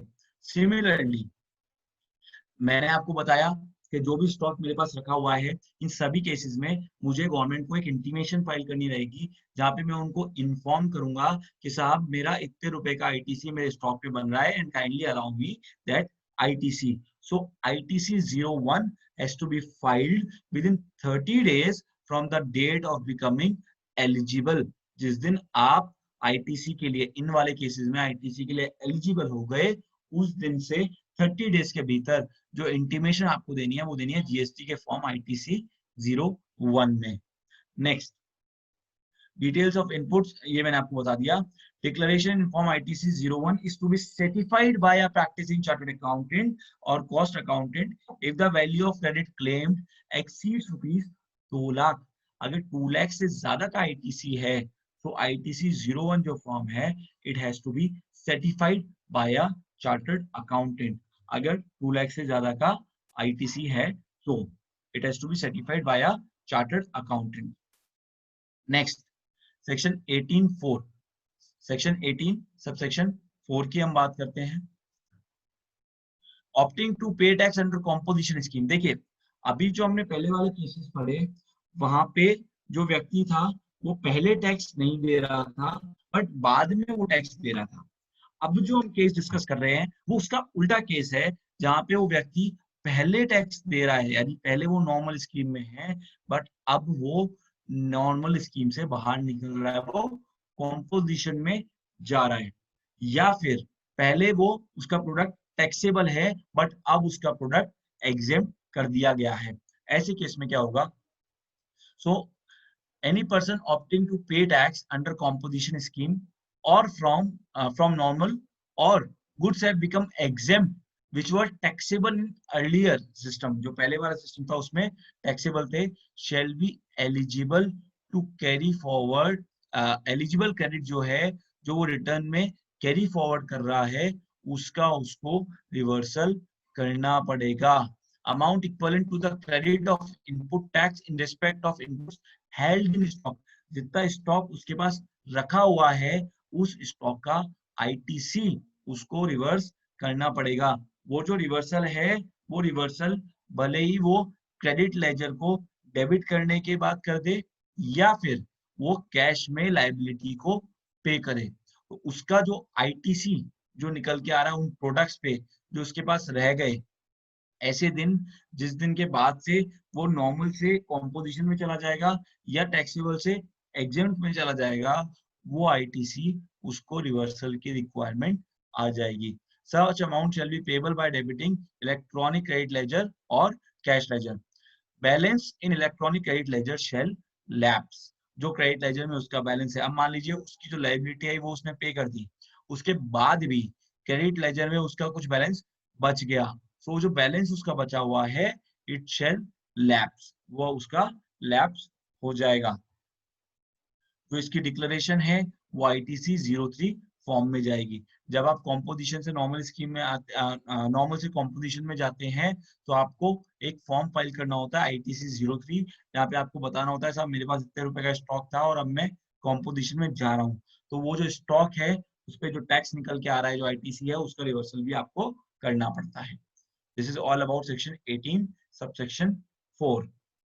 ठीक है, अब आते हैं सेक्शन 18 सबसेक्शन 6 पे, जिसका डिस्कशन मैंने अभी आपसे थोड़ी देर पहले किया था, जहां पे कैपिटल गुड्स मेरे पास था, मैंने ये गवर्नमेंट ने ये माना जीएसटी लॉ में कि कैपिटल गुड्स की जो लाइफ है वो 60 मंथ्स है।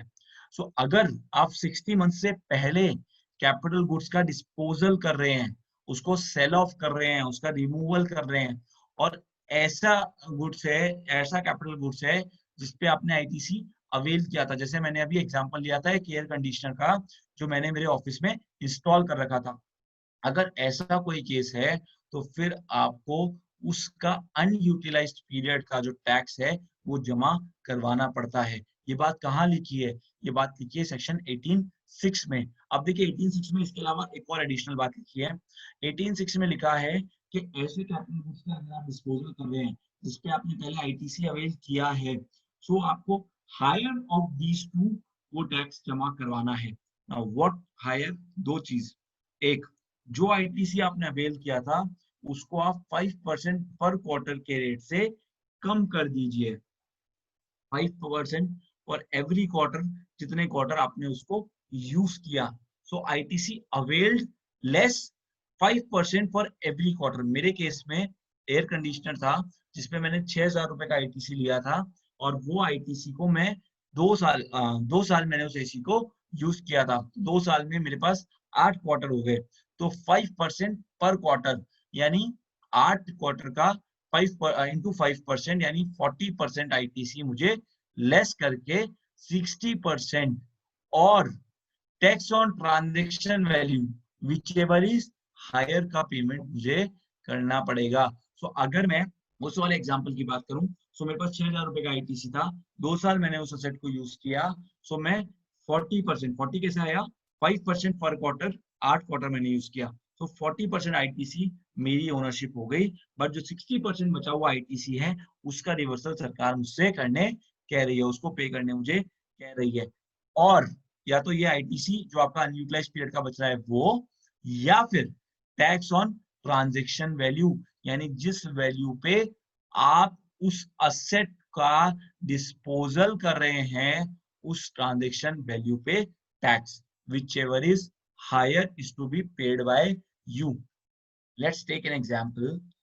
Suppose कीजिए एक लैपटॉप परचेज किया गया 1 जनवरी 2018 को, जिसका परचेज प्राइस था 50,000 रुपीज, 50,000 रुपए में वो लैपटॉप परचेज किया गया, और उस पे जो टैक्स पे किया गया इट वाज रुपीज 10,000, 10,000 रुपए का टैक्स उस पे जमा करवाया।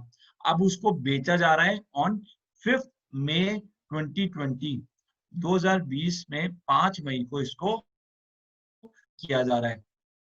तो 5 मई तक कितने क्वार्टर्स हो गए?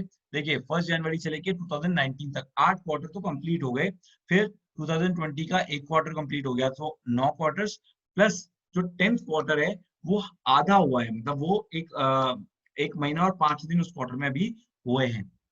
यहाँ पे जो लैंग्वेज है वो कहती है क्वार्टर और पार्ट ऑफ क्वार्टर, तो जो पार्ट ऑफ क्वार्टर है उसको भी मैं कंप्लीट क्वार्टर मान लूंगा। सो इन टोटलिटी मेरे 10 क्वार्टर मैंने उस असेट को यूज किया है। सो जो टोटल आईटीसी मेरे पास आया 10,000 रुपीज का, उसको मैं 6 क्वार्टर 60 मंथ्स में डिवाइड करके और 10 क्वार्टर, कहने का मतलब जितने मेरे क्वार्टर बन रहे हैं 5 ईयर्स में मेरे पास 4 5 20 क्वार्टर्स होते हैं, तो मैंने यहाँ पे 10 क्वार्टर्स उसको कंज्यूम कर लिया। बचे हुए 10 क्वार्टर्स का रिवर्सल या ट्रांजैक्शन वैल्यू पे टैक्स मुझे देना पड़ेगा। सो कैलकुलेशन अगर हम करें तो 10,000 पे 5% अगर मैं 10 क्वार्टर के लिए घटा देता हूँ तो मेरे पास अमाउंट बचता है 5,000 रुपीज। और ट्रांजेक्शन वैल्यू पे टैक्स, ये जो लैपटॉप है ये मैंने 10,000 रुपए में बेचा है। जो लैपटॉप की मैं बात कर रहा हूँ जिसका डिस्पोजल मैं 2 साल की बात कर रहा हूँ, मई में कर रहा हूँ, वो मैंने 50,000 रुपए में खरीदा था, बेसिक वैल्यू 50,000 थी, और आज मैं उसको 10,000 रुपए में सेल आउट कर रहा हूँ। सो मेरी ट्रांजेक्शन वैल्यू 10,000 रुपीज है, उस 10,000 रुपीज पे मैं 18% जीएसटी चार्ज करूंगा। सो मेरे पास आईजीएसटी की वैल्यू आ गई 1,800 रुपीज। सो 5,000 और 1,800 विच एवर इज हायर पे मुझे टैक्स जमा करवाना है। तो 18(6) बात करता है डिस्पोजल ऑफ कैपिटल असेट्स की। Hope that makes you clear है ये आपको। चलिए अब आते हैं नेक्स्ट सेक्शन, सेक्शन 19। ये बेसिकली जॉब वर्क का सेक्शन है। एक प्रोसीजर है जो जॉब वर्क के केस में फॉलो किया जाना है। देखिए जॉब वर्कर कौन होता है, सबसे पहले ये समझिए। मैं एक एग्जांपल देता हूँ आपको। जॉब वर्कर एक ऐसा व्यक्ति होता है जो किसी और व्यक्ति कोई और व्यक्ति जो प्रिंसिपल कहलाता है, प्रिंसिपल के प्रोडक्ट्स पे कोई प्रोसीजर करता है, कोई प्रोसेस अप्लाई करता है और कुछ बना करके देता है। फॉर एग्जांपल मेरा एक क्लाइंट है, उनका टेक्सटाइल्स का काम है, उनके पास टेक्सटाइल्स है और वो ब्रांडेड शर्ट्स जो है उसकी मार्केटिंग करते हैं, उसको बेचते हैं। ठीक है, तो वो क्या करते हैं, टेक्सटाइल परचेज करते हैं, थान कपड़े के परचेज करते हैं। थान परचेज करने के बाद उनकी कटिंग उनकी फैक्ट्री में हो जाती है। कटिंग मतलब जिस साइज का शर्ट बनाना है उस अकॉर्डिंग कपड़ा वो काट लेते हैं। काटने के बाद में उन कपड़ों के पीसेस को वो एक दूसरे वेंडर को, एक दूसरे पर्सन को दे देते हैं, भेज देते हैं। वो जो दूसरा पर्सन है वो, उसके पास लेबर है, वो लेबर उस कपड़े के पीस से जो कटिंग आई है उस कटिंग से शर्ट स्टिच कर देती है, शर्ट स्टिच कर देती है। शर्ट स्टिच करने के बाद वापस से वो शर्ट, जो स्टिच की हुई शर्ट है, वो वापस से इस प्रिंसिपल के पास आ जाती है, मेरे क्लाइंट के पास आ जाती है। मेरा क्लाइंट जो है उस पर अपना ब्रांड लगाता है, अपना लोगो लगाता है, उसको पैक करता है बढ़िया से और उस रेडीमेड शर्ट को अपने काउंटर पे सेल कर देता है। तो जो दूसरा पर्सन है, से बी, जो बी पर्सन है, उस बी पर्सन ने उस क्लोथ पे स्टिचिंग का प्रोसेस अप्लाई किया और वो शर्ट वापस से बना के दे दिया। सो इसको हम कहते हैं जॉब वर्क। सिमिलरली ज्वेलरी जो मर्चेंट्स होते हैं वो क्या करते हैं, वो बुलियन खरीदते हैं, वो गोल्ड के बुलियन खरीदते हैं। बुलियन जो होता है वो रॉ गोल्ड होता है। उस गोल्ड को वो देते हैं अपने जॉब वर्कर को कि भाई जाओ इसका ज्वेलरी बना के ला। सो वो गोल्ड और उसके साथ में जो भी जेम्स होते हैं, जेम स्टोन्स होते हैं, वो जेम स्टोन भी उसको दे देते हैं। वो जो जॉब वर्कर होता है वो कारीगर, उसको हम कारीगर कहते हैं। वो कारीगर बेसिकली डिजाइन को फॉलो करते हुए वो ज्वेलरी बनाता है और ज्वेलरी बनाने के बाद वापस से वो ज्वेलरी उस ज्वेलर को दे देता है, जिसको ज्वेलर आगे फर्दर सप्लाई करता है। वो जो कारीगर है वो केवल उसके मेकिंग, जो पैसा उसको लगता है, मेहनताना जो होता है, वो मेहनत का पैसा उससे, अपने मेकिंग का पैसा उससे लेता है, उस जॉब वर्क का पैसा लेता है। सिमिलरली जो पहले वाला एग्जांपल था उसके अंदर जो जॉब वर्कर था वो स्टिचिंग का, जो स्टिच उसने की है, शर्ट सिलाई करी है, उसका पैसा लेता है, से 100 रुपीज पर शर्ट या 50 रुपीज पर शर्ट उसने उस प्रिंसिपल से ले लिया। So there are two parties, one is principal, one is job worker. Job worker खुद का प्रोडक्ट पे काम नहीं करता, जॉब वर्कर प्रिंसिपल के प्रोडक्ट पे कोई प्रोसेस अप्लाई करता है। अब क्योंकि प्रिंसिपल को जॉब वर्कर से काम करवाना है, वो अपने कुछ गुड्स भी भेजेगा और हो सकता है कभी कभी कोई मशीनरी या कोई और कैपिटल गुड्स भी दे दे।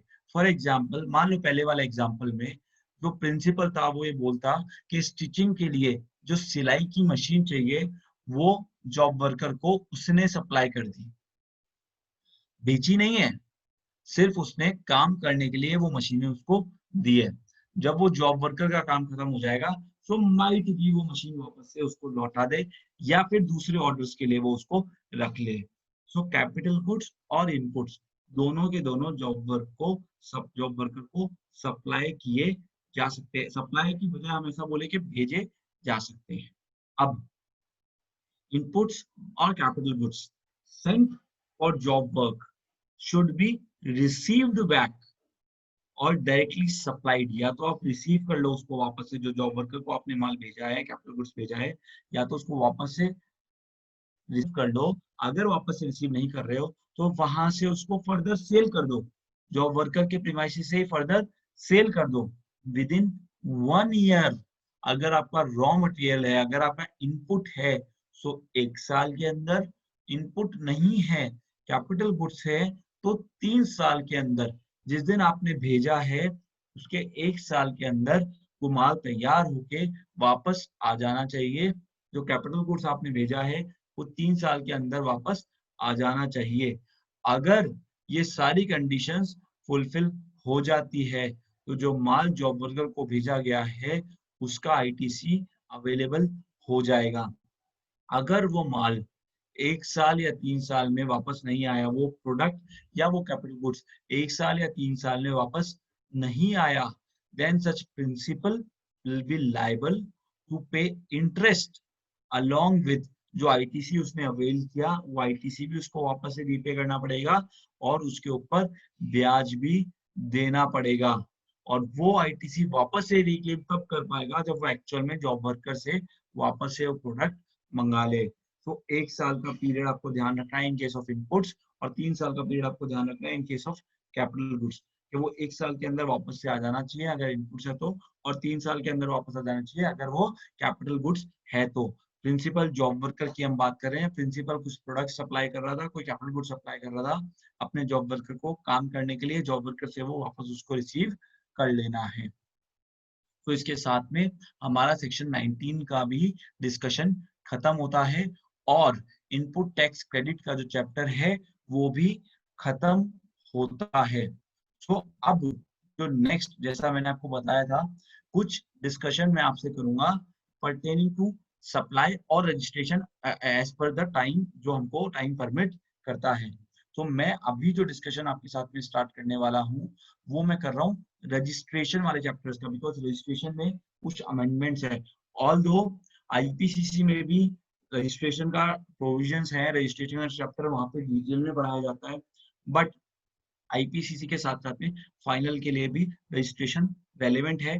और वो ज्यादा रेलेवेंट इसलिए हो जाता है क्योंकि अभी लेटेस्ट में उसके अंदर कुछ अमेंडमेंट्स किए गए हैं। थ्रेशोल्ड लिमिट जो 40 लाख करी गई है वो अमेंडमेंट को समझना इंपॉर्टेंट है, तो इसलिए मैं वो डिस्कशन आपके साथ में कर रहा हूँ। Just give me a second, मैं भी स्लाइड चेंज कर देता हूँ।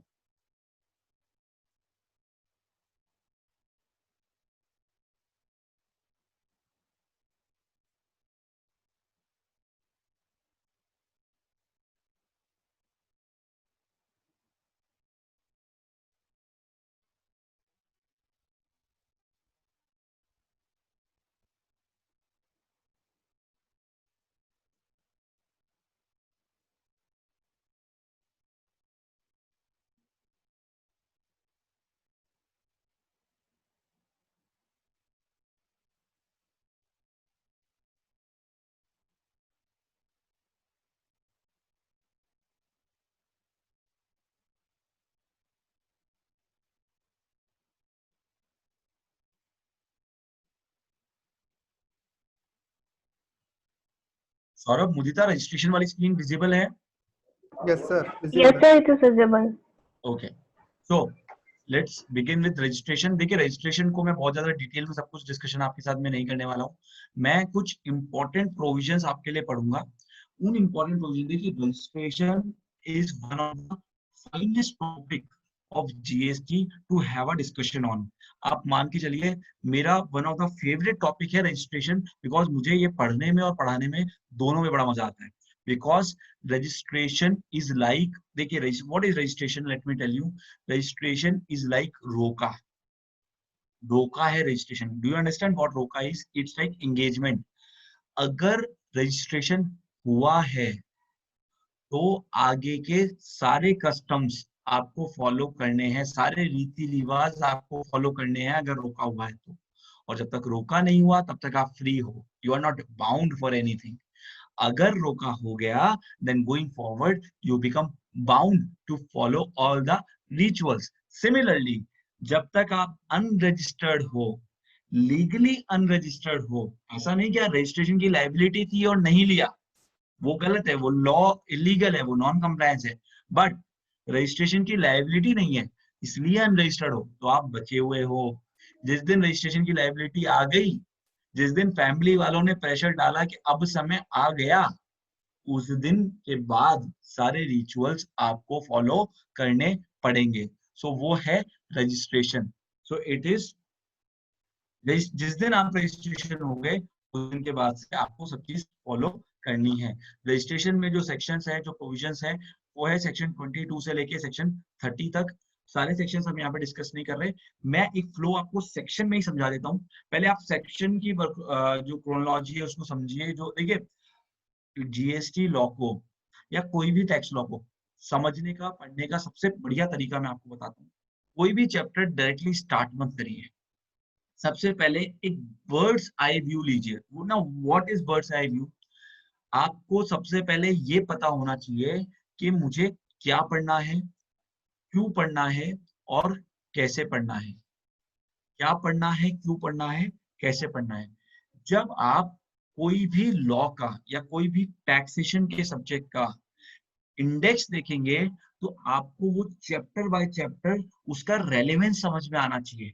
आपको पता, जब आप रीड करते हैं कोई पर्टिकुलर सेक्शन का टाइटल या पर्टिकुलर चैप्टर का टाइटल, तो एक चीज हमारे दिमाग में क्लिक होनी चाहिए कि ये सेक्शन, ये चैप्टर या ये प्रोविजन क्या बात कर सकता है। जैसे मैं कहता हूँ रजिस्ट्रेशन का चैप्टर, तो आपके दिमाग में पिक्चर बन जानी चाहिए कि ये चैप्टर तो जरूर रजिस्ट्रेशन से संबंधित सारी बातें करने वाला है। फिर अभी मैंने देखा है कुछ फैकल्टीज को, कुछ टीचर्स को जो स्कैटर्ड तरीके से पढ़ाते हैं। मेरे को भी, जब अगर जैसे मान लीजिए हम कॉन्सेप्ट वाइज अगर पढ़ रहे हैं तो स्कैटर्ड फॉर्म में पढ़ना इज गुड। आप उसको स्कैटर्ड फॉर्म में पढ़ सकते हैं, but the moment you have completed your studies for the whole subject, जब आप पूरा लॉ पढ़ चुके हैं, then you should be in a position कि क्रोनोलॉजिकली आप उस लॉ को समझ पाए। स्कैटर्ड फॉर्म में पढ़ना इज वेरी गुड। अच्छा, कुछ लोगों को ये भी कंफ्यूजन होता होगा कि फाइनल लेवल पे आके section numbers, rule numbers, form के टाइटल्स का रेलेवेंस कितना है। देखिए, रेलेवेंस कितना है, याद रखना चाहिए नहीं रखना चाहिए, वो चीज मैं आपको सजेस्ट नहीं कर, वो चीज मैं आपको रिकमेंड नहीं करता कि भाई आप मत रखिए या नहीं याद रखेंगे तो भी। ऑल्दो कुछ लोगों का व्यू रहता है कि वो इतना इंपॉर्टेंस नहीं रखता, but let me tell you, section number ऐसी चीज है जो आपको कभी याद करने की, ग्रैब करने की, रटने की जरूरत होनी ही नहीं चाहिए।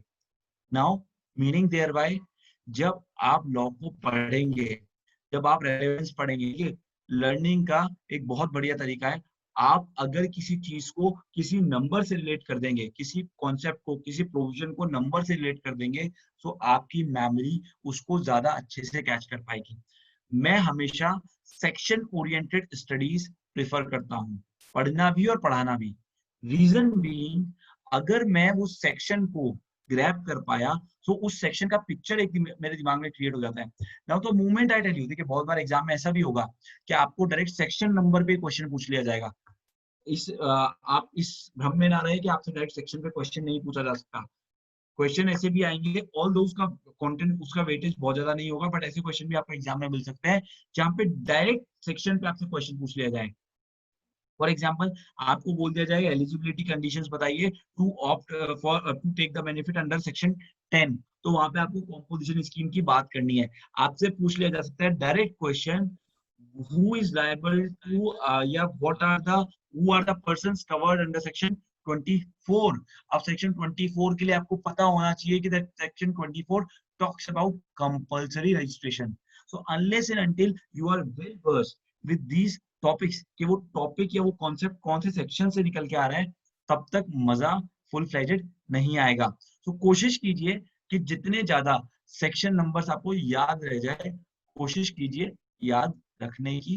रूल्स भी ऑल्दो अगर आप याद रख सकते हैं बहुत अच्छी बात है, नहीं याद रहता तो एग्जाम में गलत सेक्शन, गलत रूल लिख के मत आना। If you are 100% sure, yes this is the right section, yes this is the right rule, yes this is the correct form number, your form name, only then write it in your exam।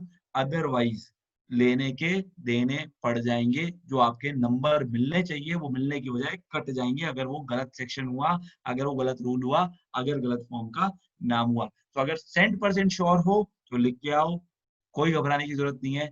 लेकिन थोड़ा सा भी doubt है, even 1% भी doubt है, leave it, right as per the provisions of CGST act, as per the provisions of IGST act.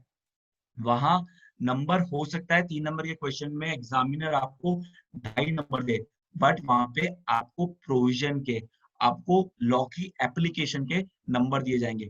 एक तरीका, एक चीज। दूसरी चीज, जब भी आप टैक्सेशन का कोई भी क्वेश्चन आंसर करें, so try to put in your answer the relevant provision of the law. कोई भी, आई अंडरस्टैंड कि लॉ का provision as it is quote नहीं कर सकता, नहीं कर सकते, but try and write it in your own terms. Your own terms doesn't mean एकदम layman हम लिख दे। Your language has to be a standard language. कोशिश कीजिए कि जो important words उस provision में या उस definition में है या उस law में है, उनको हम उस आंसर में उतार पाए। So these are some basic things। जो देखिए क्या होता है, जब हम एग्जाम में बैठते हैं, जो स्ट्रेटेजी है वो मैं आपको बता दूं, क्योंकि लास्ट सेशन है और लास्ट सेशन में जो मेरे पास इनपुट्स है, I want to share it with you. मैंने एग्जाम में I qualified CA finals in the first attempt both groups, IPCCB in the first attempt both groups. So I became a chartered accountant at the age of 21 in just 4 years time frame. मैंने 12th के बाद में सीधे 4 years में मेरा chartered accountancy complete कर लिया था, जो नॉर्मल अगर आप सारे ग्रुप्स एक साथ में करते हैं और फर्स्ट अटेम्प्ट में क्रैक करते हैं तो आप कर सकते हैं। That is the minimum time, उसमें मैंने क्वालिफाई कर लिया था। बट इसका मतलब ये नहीं था कि I was well aware of each and every content और ईच एंड एवरी प्रोविजन और ईच एंड एवरी, ना, पढ़ाई मैंने उतनी करी जितनी हम सब लोग करते हैं या जितनी आप लोग कर रहे हैं। I was not a very studious person. ऐसा नहीं था कि मैं दिन भर किताब, अच्छा दिन भर किताबें जो लोग पढ़ते हैं उनकी भी गारंटी नहीं है पास हो जाए, लेकिन smartness plays a good role in your exam. Examiner को वो चीज आपने दे दी जो उसको चाहिए, देन आप मान के चलिए आपको पास होने से कोई नहीं रोक सकता। स्ट्रेटेजी देखिए, सबसे बड़ी स्ट्रेटेजी है अपने दिमाग को ठंडा रखना। अगर आपने 8-10 महीने, 6 महीने भी, 4 महीने भी पढ़ाई करी है, तो आप ये मान के चलिए कि आप एग्जाम में बैठ करके कभी भी ब्लैंक नहीं हो सकते। 4 महीने की पढ़ाई इज मोर देन सफिशिएंट। अगर आपको बोथ ग्रुप्स की भी तैयारी करनी है, अगर आपने फुल फ्लेजेड 4 महीने डिवोट कर दिए, देखिए मैं आपको ये नहीं कहता कि 4 महीने में ही पढ़ाई कीजिए, जितना मैक्सिमम टाइम आप डिवोट कर सकते हैं वो कीजिए, बट डिसहार्टन होने की जरूरत नहीं है कि मेरे पास टाइम कम रह गया। बहुत सारे लोग फाइनल्स में ऐसे होते हैं जिनको आर्टिकलशिप के साथ साथ में पढ़ाई करने का टाइम नहीं मिल पाता, तो जो ऑफिस से छुट्टियां मिलती है वो 4-6 महीने से ज्यादा नहीं मिल पाती। बट ट्रस्ट मी, अगर आप आर्टिकलशिप को ढंग से कर रहे हैं और आर्टिकलशिप के साथ साथ में जो लॉ के रेलेवेंट प्रोविजंस हैं उनको पढ़ते हुए चल रहे हैं, उनकी प्रैक्टिकल एप्लीकेशन को समझ रहे हैं, तो आपका 50% एग्जाम की तैयारी तो ऑटोमेटिकली हो चुकी है। नोट दिस थिंग, 50% एग्जाम की तैयारी आपकी ऑलरेडी हो चुकी है। उसके बाद अगर आपको 4 महीने भी मिल रहे हैं, though 4 months are more than sufficient provided you put in your 100%। अब 100% कैसे पुट इन करना है, देखिए कोशिश कीजिए प्रैक्टिकल सब्जेक्ट्स की 2 बार हम उसको पढ़ लें। पढ़ने से मतलब जो हम फर्स्ट टाइम पढ़ेंगे वो हमारी फर्स्ट टाइम पढ़ाई होगी। सेकंड टाइम में जितना टाइम हमने पहले उसको डिवोट किया, उसके आधे टाइम में हम उस सब्जेक्ट को कंप्लीट करेंगे। और लास्ट में जो 1 दिन पहले हमारे पास रहता है या 1 हफ्ता एग्जाम से पहले रहता है, तो कोशिश कीजिए हमारा टाइम शेड्यूल इस तरह का हो कि एग्जाम चालू होने से पहले हम फर्स्ट पेपर जो हमारा है वो जनरली जो अकाउंटिंग का या एफआर का पेपर होता है, उसके लिए आप 3 दिन स्पेयर रख दीजिए, और उससे पहले वाला जो 1 हफ्ता है, 10 दिन को 3 दिन अलग और पहले वाला 1 हफ्ता अलग, उस 1 हफ्ते में बाकी सारे सब्जेक्ट्स का रिवीजन थरली कर लीजिए। उससे क्या होगा, आप जब एग्जाम से जस्ट 1 दिन पहले पढ़ाई करने की कोशिश करेंगे तो आप एकदम आउटडेटेड नहीं होंगे। एग्जाम से 1 दिन पहले मैं समझता हूँ 100% कोर्स का रिवीजन कर पाना इज नेक्स्ट टू इम्पॉसिबल। जो कर सकते हैं उनको बहुत बहुत बधाई, बट बहुत कम लोग हैं जो 100% कोर्स कंटेंट रिवाइज कर पाते हैं। ट्रस्ट मी, आप थोड़ा सा केयरफुली अगर प्लान करेंगे तो जो 1 दिन का टाइम आपको मिला है या 2 दिन का टाइम आपको मिला है, उसमें आप एटलीस्ट 70 से 75 नंबर का जो कोर्स कंटेंट है उसका रिवीजन 1 दिन में कर सकते हैं, प्रोवाइडेड आपने पहले की तैयारी सॉलिड कर रखी है। तो वो 1 दिन में 70-75% का भी अगर आपने रिवीजन कर लिया तो वो आपकी बहुत हेल्प करेगा। अब क्या होगा, सबसे पहले जब आपके पास पेपर आता है, आपको अपने दिमाग को ठंडा रखना है। उस सब्जेक्ट से रिलेटेड जितनी भी नॉलेज आपको है, आपको सारी गैदर करनी है। पेपर को पढ़िए। बहुत बार क्वेश्चन पेपर ऐसा होता है कि वो पढ़ के लोगों की हवाइयाँ उड़ जाती है, इतने टफ पेपर्स होते हैं। बट घबराने की जरूरत नहीं होती।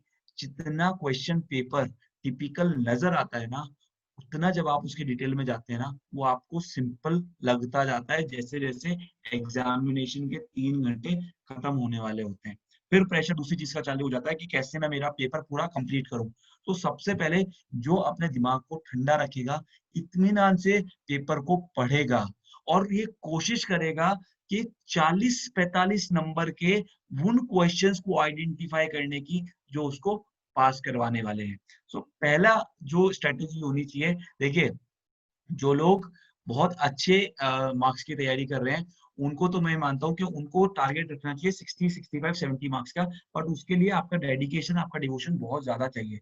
बट जो लोग अभी जो इतना टाइम नहीं दे पाए, लेकिन पास होना आपका टारगेट है, पास आपको होना है, आप कोशिश कीजिए कि एग्जामिनेशन में जैसे कोई क्वेश्चन पेपर आपको पता आता है, आप कोशिश करें कि जो बेस्ट आपको सॉल्यूशंस जिन क्वेश्चंस के पता है, उन क्वेश्चंस को आप शॉर्टलिस्ट कीजिए। पेपर को पहले 5 मिनट दे देना बहुत अच्छा रहता है, जिससे पूरे पेपर की एक कमांड आपको आ जाती है। सो पहले 5 से 10 मिनट पेपर पढ़ने के और उसके अगले 3 से 4 मिनट एक स्ट्रेटेजी बनाने के कि अगले पौने 3 घंटे किस तरह से खत्म करने हैं या किस तरह से यूटिलाइज करने हैं। तो जो 3-4 मिनट की स्ट्रेटेजी है, उसके अंदर अपने पेपर को सेगमेंट वाइज डिवाइड कीजिए। कैटेगरी ए उन क्वेश्चंस की जो आपको बहुत अच्छे से आते हैं। तो वो क्वेश्चन वो वाले क्वेश्चंस हैं जो आपको एक्चुअल में पास करवाने वाले हैं। सो पहला टारगेट पास होने का होना चाहिए। 40 से 45 नंबर कहाँ निकलेंगे वो सोचना पहला टारगेट होना चाहिए। तो वो जब क्वेश्चंस आपने सिक्योर कर लिए, सबसे पहले आप उनको अटेम्प्ट कीजिए। वो क्वेश्चन जब आपके सिक्योर हो गए, उसके बाद जो क्वेश्चन आपको 70% तक आते हैं, यानी 50 से 70% वाले ब्रैकेट में आपको कुछ उसमें पता है, एग्जैक्ट 100% आपको नहीं पता, वो आपका सेकंड प्रेफरेंस होना चाहिए। उसके बाद जो आपको बिल्कुल नहीं आता, उसको आप लास्ट के लिए छोड़िए, क्योंकि पेपर अगर आपका 80, 85, 90 मार्क्स का भी आप अटेम्प्ट कर लेते हैं, तो आप ये मान के चलिए आपने बहुत बढ़िया तरीके से पेपर कंप्लीट कर दिया। सो ये स्ट्रेटेजी होगी, क्वेश्चन पेपर को ध्यान से समझना है।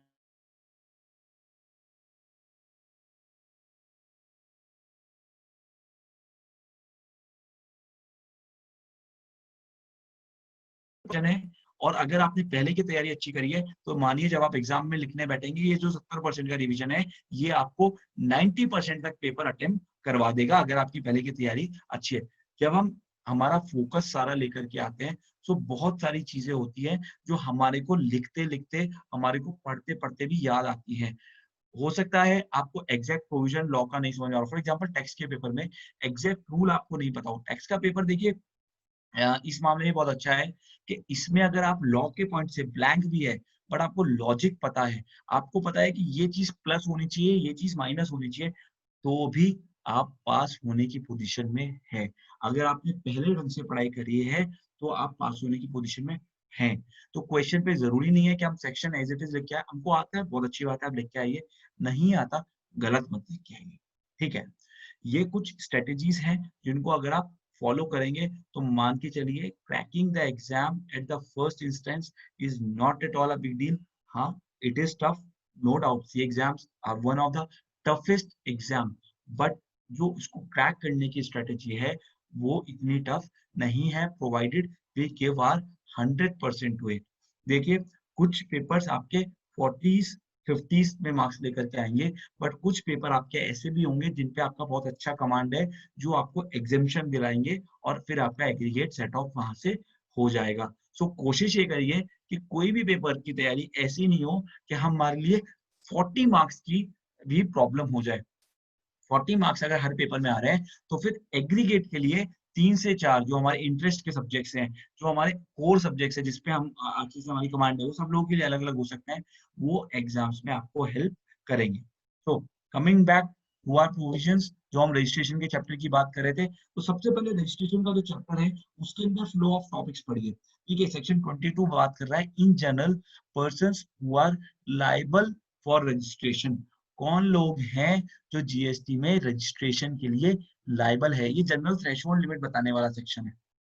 ठीक है, तो सबसे पहले सरकार ने, लॉ ने बताया, लॉ मेकर ने बताया कि भाई ये वाले लोग हैं जो जीएसटी में लायबल है रजिस्ट्रेशन के लिए। उसके बाद लॉ मेकर ने अगले सेक्शन में जाके बताया कि ये वाले लोग हैं who are not liable for registration, यानी जो लाइबल है वो सेक्शन 22 में, जो नॉट लाइबल है वो 23 में। उसके बाद आया सेक्शन 24 जिसने बोला कि भूल जाओ सेक्शन 22 में क्या लिखा है। जो लोग सेक्शन 22 में लाइबल नहीं हो रहे उनमें भी कुछ लोग मैं आपको ऐसे बताऊंगा जो कंपलसरी लाइबल है। तो सेक्शन 24 कंपलसरी लाइबिलिटी का सेक्शन है, कंपलसरी रजिस्ट्रेशन का सेक्शन है। देन वी हैव सेक्शन 25 जो आपको प्रोसीजर बताता है रजिस्ट्रेशन का। सो सेक्शन 22, 23, 24, 25 ये फ्लो है। आगे वाले सेक्शंस को अभी मैं डिस्कस नहीं कर रहा, अभी हम और आगे बढ़ते हैं। ये आपके सामने सेक्शन 22 है जो as it is bare act मैंने यहाँ पे लिखा हुआ है। अब बेयर एक्ट जो है उसको हम पढ़ना चालू करेंगे। जो फर्स्ट पैराग्राफ है, one by one her paragraph को हम क्रैक करते हुए चलते हैं। फर्स्ट पैराग्राफ जो कह रहा है वो कहता है every supplier shall be liable to be registered under this act in the state और union territory other than special category state from where he makes a taxable supply of goods or services or both if his aggregate turnover in a financial year exceeds 20 lakh rupees।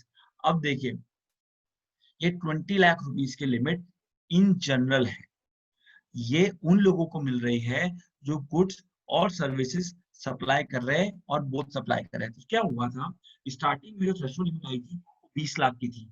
20 lakh की threshold limit थी normal states के लिए और special category states के लिए थी 10 लाख की limit. ये इनिशियली लॉ में आई थी। फिर कुछ स्टेट्स ने ये बोला गवर्नमेंट को, या कुछ स्टेट्स ने डिसाइड किया कि थ्रेशोल्ड लिमिट बढ़नी चाहिए। तो जीएसटी काउंसिल ने रिकमेंडेशन दिया और गवर्नमेंट ने, सेंट्रल गवर्नमेंट ने वो जो थ्रेशोल्ड लिमिट है उसको बढ़ाने की परमिशन दे दी। और वो थ्रेशोल्ड लिमिट गुड्स के केस में बढ़ाई गई, उन लोगों के केस में बढ़ाई गई who are exclusively engaged in supplying of goods। जो लोग सर्विसेज सप्लाई कर रहे हैं उन लोगों को ये थ्रेशोल्ड लिमिट 20 लाख ही मिलेगी। जो लोग गुड्स और सर्विसेज दोनों सप्लाई कर रहे हैं उनको थ्रेशोल्ड लिमिट 20 लाख ही मिलेगी। जो लोग सिर्फ और सिर्फ गुड्स सप्लाई कर रहे हैं उनको थ्रेशोल्ड लिमिट 40 लाख की अवेलेबल हो जाएगी। और स्पेशल कैटेगरी स्टेट्स में थ्रेशोल्ड लिमिट जो है वो 10 लाख रहेगी।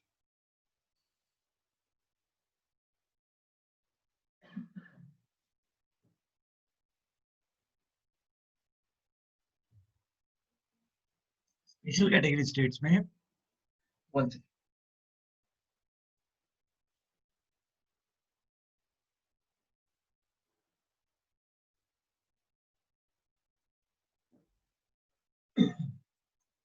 स्पेशल कैटेगरी स्टेट्स में जो थ्रेशोल्ड लिमिट है वो 10 लाख रुपीस रहेगी।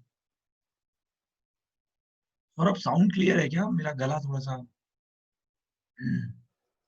सर थोड़ा आ रहा है डिस्टर्बेंस। तो जो मैं बात कर रहा था, हमारे पास 3 थ्रेशोल्ड लिमिट्स हो गई। 10 लाख की जो थ्रेशोल्ड लिमिट है वो स्पेशल कैटेगरी स्टेट्स को मिलेगी। 20 लाख की जो थ्रेशोल्ड लिमिट है वो इन जनरल उन स्टेट्स को मिलेगी, जो उन पर्सन्स को मिलेगी जो गुड्स और सर्विसेज या केवल सर्विसेज सप्लाई कर रहे हैं। और जो 40 लाख की थ्रेशोल्ड लिमिट है ये उन लोगों को मिलेगी जो एक्सक्लूसिवली गुड्स की सप्लाई कर रहे हैं। सो हमारे पास 3 थ्रेशोल्ड लिमिट हो गई, 10 लाख की, 20 लाख की और 40 लाख की। तो एग्जाम में अगर कोई क्वेश्चन आता है जहाँ पे गुड्स और सर्विसेज दोनों की सप्लाई की जा रही है, so keep this thing in mind कि वहां पे जो थ्रेशोल्ड लिमिट है वो 20 लाख की ही मिलेगी। 40 लाख की लिमिट अगेन उन लोगों को मिलेगी जो सिर्फ एक्सक्लूसिवली गुड्स सप्लाई कर रहे हैं। अब एक प्रैक्टिकल प्रॉब्लम आपको यहाँ पे बताता हूँ, हुआ क्या। जो लोग एक्सक्लूसिवली गुड्स की सप्लाई कर रहे हैं उनके पास भी कहीं ना कहीं से कोई ना कोई डिपॉजिट्स हैं, कोई ना कोई ऐसे असेट्स हैं जहां पे से इंटरेस्ट आ रहा है। फॉर एग्जांपल, एक पर्सन जो गुड्स की सप्लाई कर रहा है, एक ट्रेडर है जो सेल फोन सप्लाई कर रहा है, उसका थ्रेशोल्ड लिमिट है 38 लाख, उसका जो टर्नओवर है वो है 38 लाख रुपीस। बट उसने एक एफडीआर करवा रखा है किसी बैंक के पास। अब एफडी पे जो उसको रिटर्न मिल रहा है वो return in form of interest मिल रहा है। अब जो इंटरेस्ट वाला रिटर्न है it is also supply of service.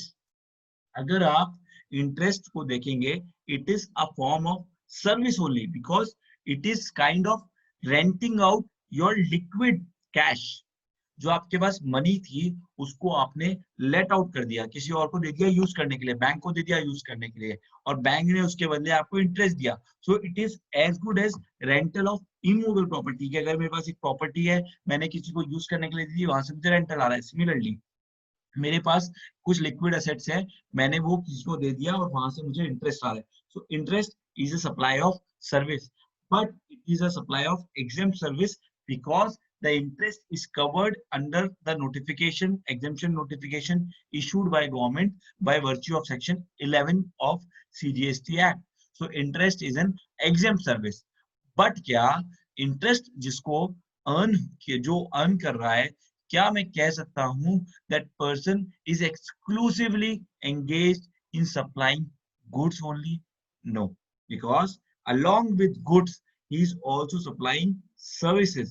Although ये जो services है ये exempt है, interest जो है exempt है, but there is a service component. तो हुआ क्या प्रैक्टिकली, जो 40 लाख की थ्रेशोल्ड लिमिट थी वो ऐसे लोगों को नहीं मिली जिनको इंटरेस्ट रेवेन्यू आ रहा था। अब ऐसे बहुत कम लोग थे जिनको इंटरेस्ट रेवेन्यू नहीं आ रहा होगा, बिकॉज इंटरेस्ट तो सेविंग्स बैंक अकाउंट से भी मिलता है। अगर किसी का जनधन का भी बैंक अकाउंट है तो भी उसको इंटरेस्ट का एंटाइटलमेंट हो रहा है। सो ऐसे बहुत कम लोग हैं जहां पे इंटरेस्ट नहीं आ रहा था। सो जो 40 लाख का बेनिफिट था वो बहुत कम लोगों को मिला। फॉर दिस पर्पस एक एक्सप्लेनेशन ऐड किया गया सेक्शन 22 में। देखिए ये नया अमेंडमेंट है, इसलिए मैं आपके साथ में डिस्कस कर रहा हूँ, इस पे क्वेश्चन आ सकता है एग्जाम में। एक्सप्लेनेशन जो है, एक्सप्लेनेशन ने बोला कि साहब for the purpose of this subsection, section 22, a person shall be considered to be engaged exclusively in supply of goods, even if he is engaged in exempt supply of services provided by way of extending deposits, loans or advances, insofar as the consideration is represented by way of interest or discount. तो जिस extent तक interest और discount आपको आ रहा है उस extent तक ये माना जाएगा that you are exclusively engaged in supplying of goods only. So just because a person is receiving interest from any source doesn't make him restrict his right to claim a threshold limit of 40 lakh rupees. So इस पे practical question आपको exam में मिल सकता है। Similarly जो aggregate turnover की definition है, देखिए यहाँ पे जो टर्नओवर लिखा है 20 लाख, 40 लाख या 10 लाख, वो बेसिकली एग्रीगेट टर्नओवर है। Now what does aggregate turnover means? Clause 6 of section 2 defines aggregate turnover. Aggregate turnover means aggregate value of supplies, aggregate value of taxable supplies, all taxable supplies excluding, चलिए इसको bracket को छोड़ते हैं, all taxable supplies, exempt supplies, exports of goods or services or both, and interstate supplies of persons having the same PAN number to be computed on all India basis, but excludes CGST, SGST, IGST और UTGST. So इसने क्या बोला, aggregate turnover में आपका taxable जो supplies है वो covered है, along with that आपकी exempt सप्लाईज भी एग्रीगेट टर्नओवर में कवर्ड है। यानी taxable plus exempt services, exempt supplies दोनों मिला के एग्रीगेट टर्नओवर आपका निकलेगा। नाउ एग्रीगेट टर्नओवर अगर आपका 40 लाख से ज्यादा है या 20 लाख से ज्यादा है या 10 लाख से ज्यादा है, then in that case you are liable to seek registration। एक प्रैक्टिकल एग्जांपल देखते हैं। मिस्टर ए हैं जो वीट सप्लाई करते हैं और वीट का आटा, गेहूं का आटा, ब्रांडेड गेहूं का आटा सप्लाई करते हैं और गेहूं सप्लाई करते हैं, वीट सप्लाई करते हैं। सेल्स रिसीट जो वीट से उनको आती है इट इज 39 लाख रुपीस, और जो वीट फ्लोर से सेल रिसीट आती है इट इज 4 लाख रुपीस, जो टोटल टर्नओवर हो जाता है 43 lakh rupees. So is Mr. A liable for getting registered under GST? इस तरह के MCQs आपको एग्जाम में मिल सकते हैं। अब देखिए यहाँ पे एग्जामिनर आपसे क्या पूछना चाहता है। एग्जामिनर ने बोला कि साहब जो आपका पर्सन है जिसके लिए क्वेश्चन पूछ रहा है, दो तरह के प्रोडक्ट सप्लाई करता है, एक टैक्सेबल है, एक एग्जेम्प्ट है। टैक्सेबल प्रोडक्ट का जो टर्नओवर है वो है 4 लाख रुपीज ओनली, एंड जो एग्जेम्प्ट प्रोडक्ट का टर्नओवर है इट इज 39 लाख रुपीज। तो सबसे पहले इस पर्सन के लिए एप्लीकेबल थ्रेशोल्ड लिमिट क्या होगी? इस पर्सन के लिए एप्लीकेबल थ्रेशोल्ड लिमिट हो जाएगी 40 लाख रुपीज वाली, because this person seems to be supplying goods only. So the applicable threshold limit for this person becomes 40 lakh rupees. Now, क्या ये 40 lakh rupees की threshold limit को cross कर रहा है? So for that sense, we'll have to ascertain क्या इसका aggregate turnover 40 lakh से ज्यादा हो रहा है. Now, जो aggregate turnover की definition हमने पहले वाली slide पे discuss किया, it was including taxable supplies and exempt supplies both. So meaning thereby aggregate turnover of Mr. A is 43 lakh rupees.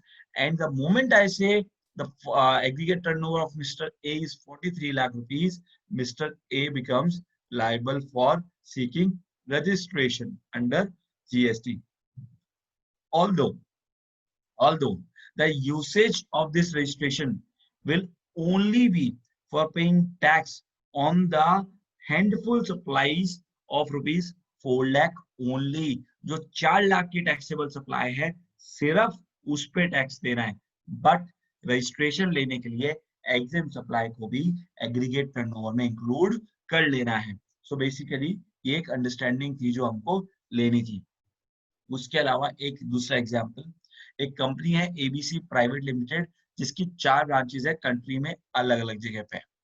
Company जो है वो गुड्स भी रेंडर करती है और सर्विसेज भी सप्लाई करती है.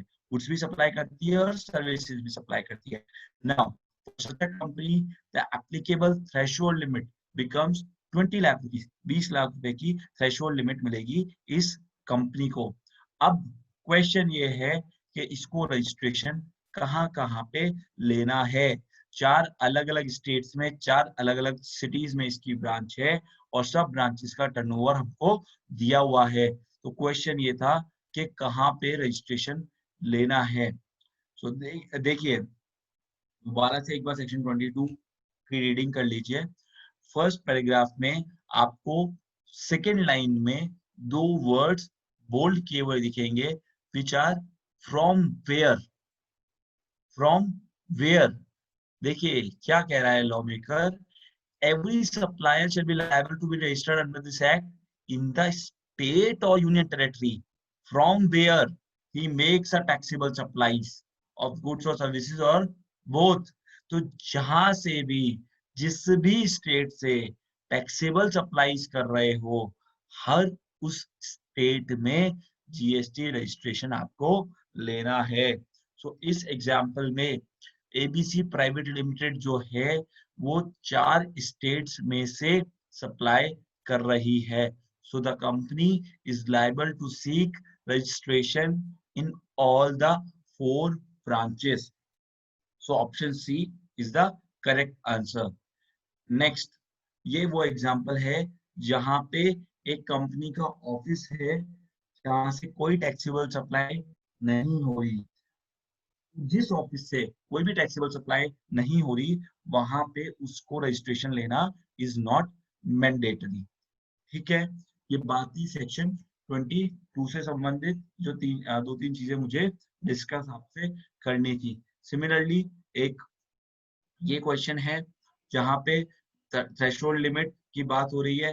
देखिए मैंने आपको बताया इंटरेस्ट अगर आ रहा है along with supply of goods तो आपको ये माना जाएगा that you are engage exclusively in supplying goods and therefore the threshold limit of ₹40 lakhs will be available.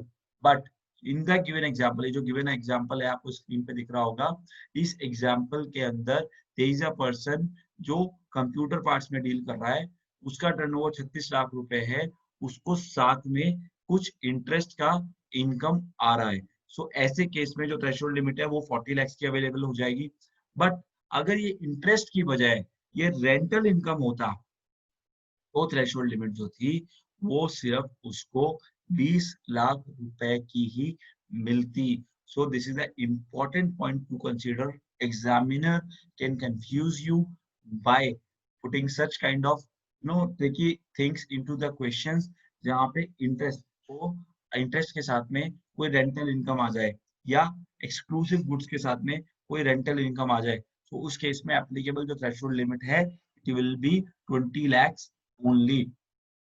ठीक है, उसके बाद में बात करते हैं सेक्शन 23 की। सेक्शन 23 बहुत डिटेल में मैं नहीं जा रहा, बट कुछ इंपॉर्टेंट बातें मैं आपको बता दूं।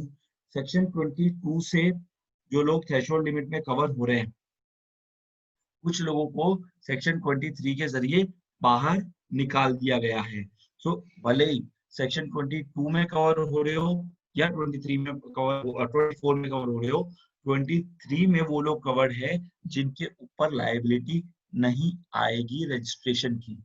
इसके अंदर एक वो लोगों की कैटेगरी है जिनका एक्सक्लूसिव सप्लाई, सारा का सारा सप्लाई होली एग्जेम्प्ट है, फुल्ली एग्जेम्प्ट है। तो जो फुल्ली एग्जेम्प्ट गुड्स या सर्विसेज सप्लाई कर रहा है और उसके साथ में कोई टैक्सेबल सप्लाई नहीं है, उसको रजिस्ट्रेशन लेने की जरूरत बाय वर्च्यू ऑफ सेक्शन 23 नहीं है। उसके अलावा वी हैव द एग्रीकल्चरलिस्ट, जो एग्रीकल्चरलिस्ट को भी जीएसटी में रजिस्ट्रेशन लेने की जरूरत नहीं है और कुछ लोगों को गवर्नमेंट नोटिफाई कर सकती है। सो ये सेक्शन 23 की बातें हैं। Next section 24। सेक्शन 24 में कुछ ऐसे कैटेगरीज हैं लोगों की जिनको कंपल्सरी रजिस्ट्रेशन लेना ही लेना है, जिनको बिना रजिस्ट्रेशन के irrespective of their turnover।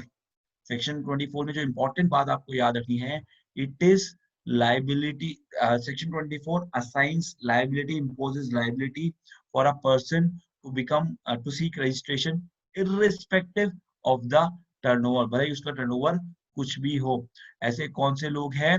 Person making any interstate taxable supplies, तो जो भी अपने स्टेट से बाहर निकल के दूसरे स्टेट में जाके बिजनेस कर रहा है, such person is compulsorily liable to seek registration। Similarly, casual taxable person, those of you who have attended my earlier session, जो सुबह वाला सेशन था, जिन लोगों ने अटेंड किया था, आपको मैंने एक नॉन रेजिडेंट टैक्सेबल पर्सन का कॉन्सेप्ट समझाया था। Now this non resident taxable person concept, ये non resident taxable person is also covered in section 24। So non-resident taxable person is compulsorily liable to get registered in the state जो जहाँ पे वो काम करना चाह रहा है। Similarly, there is another concept of casual taxable person। Now, who is a casual taxable person? Suppose कीजिए राजस्थान का कोई सेलर, कोई सप्लायर, कोई बिजनेसमैन दिल्ली में किसी एग्जीबिशन में पार्टिसिपेट करने जाना चाह रहा है। नाउ दिल्ली में जब वो एग्जीबिशन में पार्टिसिपेट करने जाएगा, तो वहां पे उसको दिल्ली में भी एक टेम्परेरी रजिस्ट्रेशन लेना पड़ेगा, बिकॉज वो दिल्ली से सप्लाई कर रहा है, तो उसको एक टेम्परेरी रजिस्ट्रेशन दिल्ली के अंदर लेना पड़ेगा। जिस भी स्टेट में अपने होम स्टेट से बाहर जा रहा है, होस्ट स्टेट में जा रहा है या यूनियन टेरिटरी में जा रहा है, तो वहां पे उसको रजिस्ट्रेशन लेना पड़ेगा। Now it can be a temporary registration. Temporary registration की जो वैलिडिटी है, it can be starting from a single day and going to 90 days, एक दिन से 90 दिन तक की वैलिडिटी हो सकती है। फिर प्रॉपर ऑफिसर के अप्रूवल से it can further be extended to 90 days. So 90 + 90 days का लिमिट हो सकता है उस टेम्परेरी रजिस्ट्रेशन में। और जो एक स्टेट से दूसरे स्टेट बंदा जा रहा है, उसको हम कैजुअल टैक्सेबल पर्सन बोलेंगे, उस एंटिटी को कैजुअल टैक्सेबल पर्सन हम बोलेंगे। पर्सन नेक्स्ट इज वो लोग जो रिवर्स चार्ज में जिनके ऊपर लायबिलिटी आ रही है to pay tax. Such persons are also liable to seek compulsory registration irrespective of what their turnover is. वो लोग भी सेक्शन 24 में कवर हो जाते हैं। तो सेक्शन 24 जब आप रीड करेंगे, देखिए सेक्शन 24 में हर एक कॉन्सेप्ट, हर एक जो आपको क्लॉजेस मिलेंगे, वो क्लॉज अपने आप में एक कॉन्सेप्ट कैरी करता है। हर एक पर्सन जो यहाँ पे कवर्ड है उसका एक स्टोरी है, उसका एक कॉन्सेप्ट है। तो आपको उस कॉन्सेप्ट को पकड़ने की जरूरत है। The moment you start learning the stories और द कॉन्सेप्ट, उस मोमेंट पे आपको लॉ को रटने की जरूरत खत्म हो जाएगी, ट्रस्ट मी। तो आपको अगर वो कॉन्सेप्ट को आप पकड़ेंगे, उस लॉजिक को आप पकड़ेंगे, तो आपको बहुत क्लैरिटी से समझ में आ जाएगा कि क्यों जीएसटी लॉ को इस तरह से डिजाइन किया गया। सेक्शन 24 हो गया। मैं पूरा डिस्कस नहीं कर रहा हूँ। देन कम सेक्शन 25 जो प्रोसीजर बताता है। प्रोसीजरल चीजें हैं जिनको आपको दिमाग में रखना है। कैसे रजिस्ट्रेशन के लिए अप्लाई करना है, क्या टाइम लिमिट्स है जो रजिस्ट्रेशन के लिए अप्लाई करना है। जो वॉलंटरी रजिस्ट्रेशन की बात अभी मैंने थोड़ी देर पहले की थी, वो वॉलंटरी रजिस्ट्रेशन की बात भी सेक्शन 25 से ही निकल के आ रही थी। सो विद दिस सेक्शन 25 मैं अभी बहुत ज्यादा डिटेल में डिस्कस नहीं कर रहा हूँ। रजिस्ट्रेशन के कुछ इंपॉर्टेंट टॉपिक्स थे, कुछ इंपॉर्टेंट कॉन्सेप्ट्स थे, या कुछ इंपॉर्टेंट अपडेट्स थे जो मुझे डिस्कस करने थे। सो मैंने कोशिश करी कि 15-20 मिनट जो मैं रजिस्ट्रेशन को दिए उसके अंदर हम उन रेलेवेंट चीजों को जो मुझे लगता है कि एग्जाम के पर्सपेक्टिव से बहुत इंपॉर्टेंट हो सकते हैं, उनको मैंने यहाँ पे कवर करने की कोशिश करी। तो वी हैव हमारा टाइम भी ऑलमोस्ट कंप्लीट हो चुका है। So with this note, thank you so much, all of you, for giving a patient hearing, and thanks for your time and all the best. Good luck for exams. Give your best, try your best, and मान के चलिए एक बार अगर exam नहीं होता, सो it is not a permanent loss. Exam नहीं होता से मेरा मतलब अगर एग्जाम हमसे क्रैक नहीं हो पाता एक बार, इट इज नथिंग परमानेंट। कोई एक बार में क्रैक करता है, कोई 2 बार में करता है, लोग 5 बार में भी करते हैं। There are many successful chartered accountants who cleared their examinations in several attempts, and trust me, success is even not guaranteed अगर आप फर्स्ट अटेम्प्ट में भी क्रैक करते हैं तो। सक्सेस जो है वो आपके कांस्टेंट एफर्ट से आती है, आपके फेथ से आती है। कीप योर फेथ, आपका फेथ कांस्टेंट होना चाहिए, आपके एफर्ट्स रेगुलर होने चाहिए, and trust me, nothing is impossible, everything is possible if you try and give your 100%। हम सब लोग को कुछ ना कुछ स्पेशल चीज है जो हमारा गॉड है, जो हमारा भगवान है, वो हमको दे करके भेजता है। जब तक वो करेक्ट टाइम, वो करेक्ट प्लेस और वो करेक्ट मोमेंट हमारी लाइफ में नहीं आता, तब तक हमको सिर्फ उसका वेट करना है with pure positivity. In all these tough times, ये कोविड-19 का आउटब्रेक और ये सब चीजें हो रही है, इसमें भी बहुत कुछ है जो हम सीख सकते हैं। यहाँ से भी बहुत सारी लर्निंग है जो हम लेकर के आगे जा सकते हैं। So keep trying, all the best, good luck for your exams. Thank you so much. Over to you, Saurav and Mudita. Thanks. Thank you so much to you too also. Thank you, sir. Thank you so much, Pulkit sir, for elaborating the most complicated chapter, input tax credit, in the entire syllabus of GST in a very interesting and practical manner. We will definitely utilize the bird's eye view concept as explained by you while planning our studies, as well as the paper writing and revision strategies explained by you. I'm sure this will be very helpful for all of us to clear our exams, and your words will guide our future path. Thanks a lot, sir, for your guidance. Now, I would like to call Mr. Saurabh Sharma to present a vote of thanks to our faculty. Over to you, Saurabh. Thank you, Mudita. Before moving the vote of thanks, मैं श्री हरिवंश राय बच्चन जी की एक प्रसिद्ध कविता की एक पंक्ति बोलना चाहूँगा जो शायद हम सभी सी स्टूडेंट्स के लाइफ में बिल्कुल सटीक तरीके से खरी उतरती है कि नन्ही चींटी जब दाना लेकर चलती है, चढ़ती दीवारों पर 100 बार वो फिसलती है, मन का विश्वास रगों में साहस भरता है, चढ़कर गिरना, गिरकर चढ़ना उसे ना करता है, उस आखिर उसकी मेहनत हर बार बेकार नहीं होती, कोशिश करने वालों की कभी हार नहीं होती। So I, Saurabh Sharma, on behalf of the Jaipur branch of CIRC of ICAI and on behalf of the whole CA fraternity, would like to take the opportunity to thank respected CA Pulkit Khandelwal sir for gracing us with your wonderful words. It was indeed an amazing session for us. Thank you, sir. And I would like to thanks to all conveners, moderators, and volunteers to make this webinar happen with a huge participation. Thanks to all viewers. Stay safe and keep studying. Thank you, sir.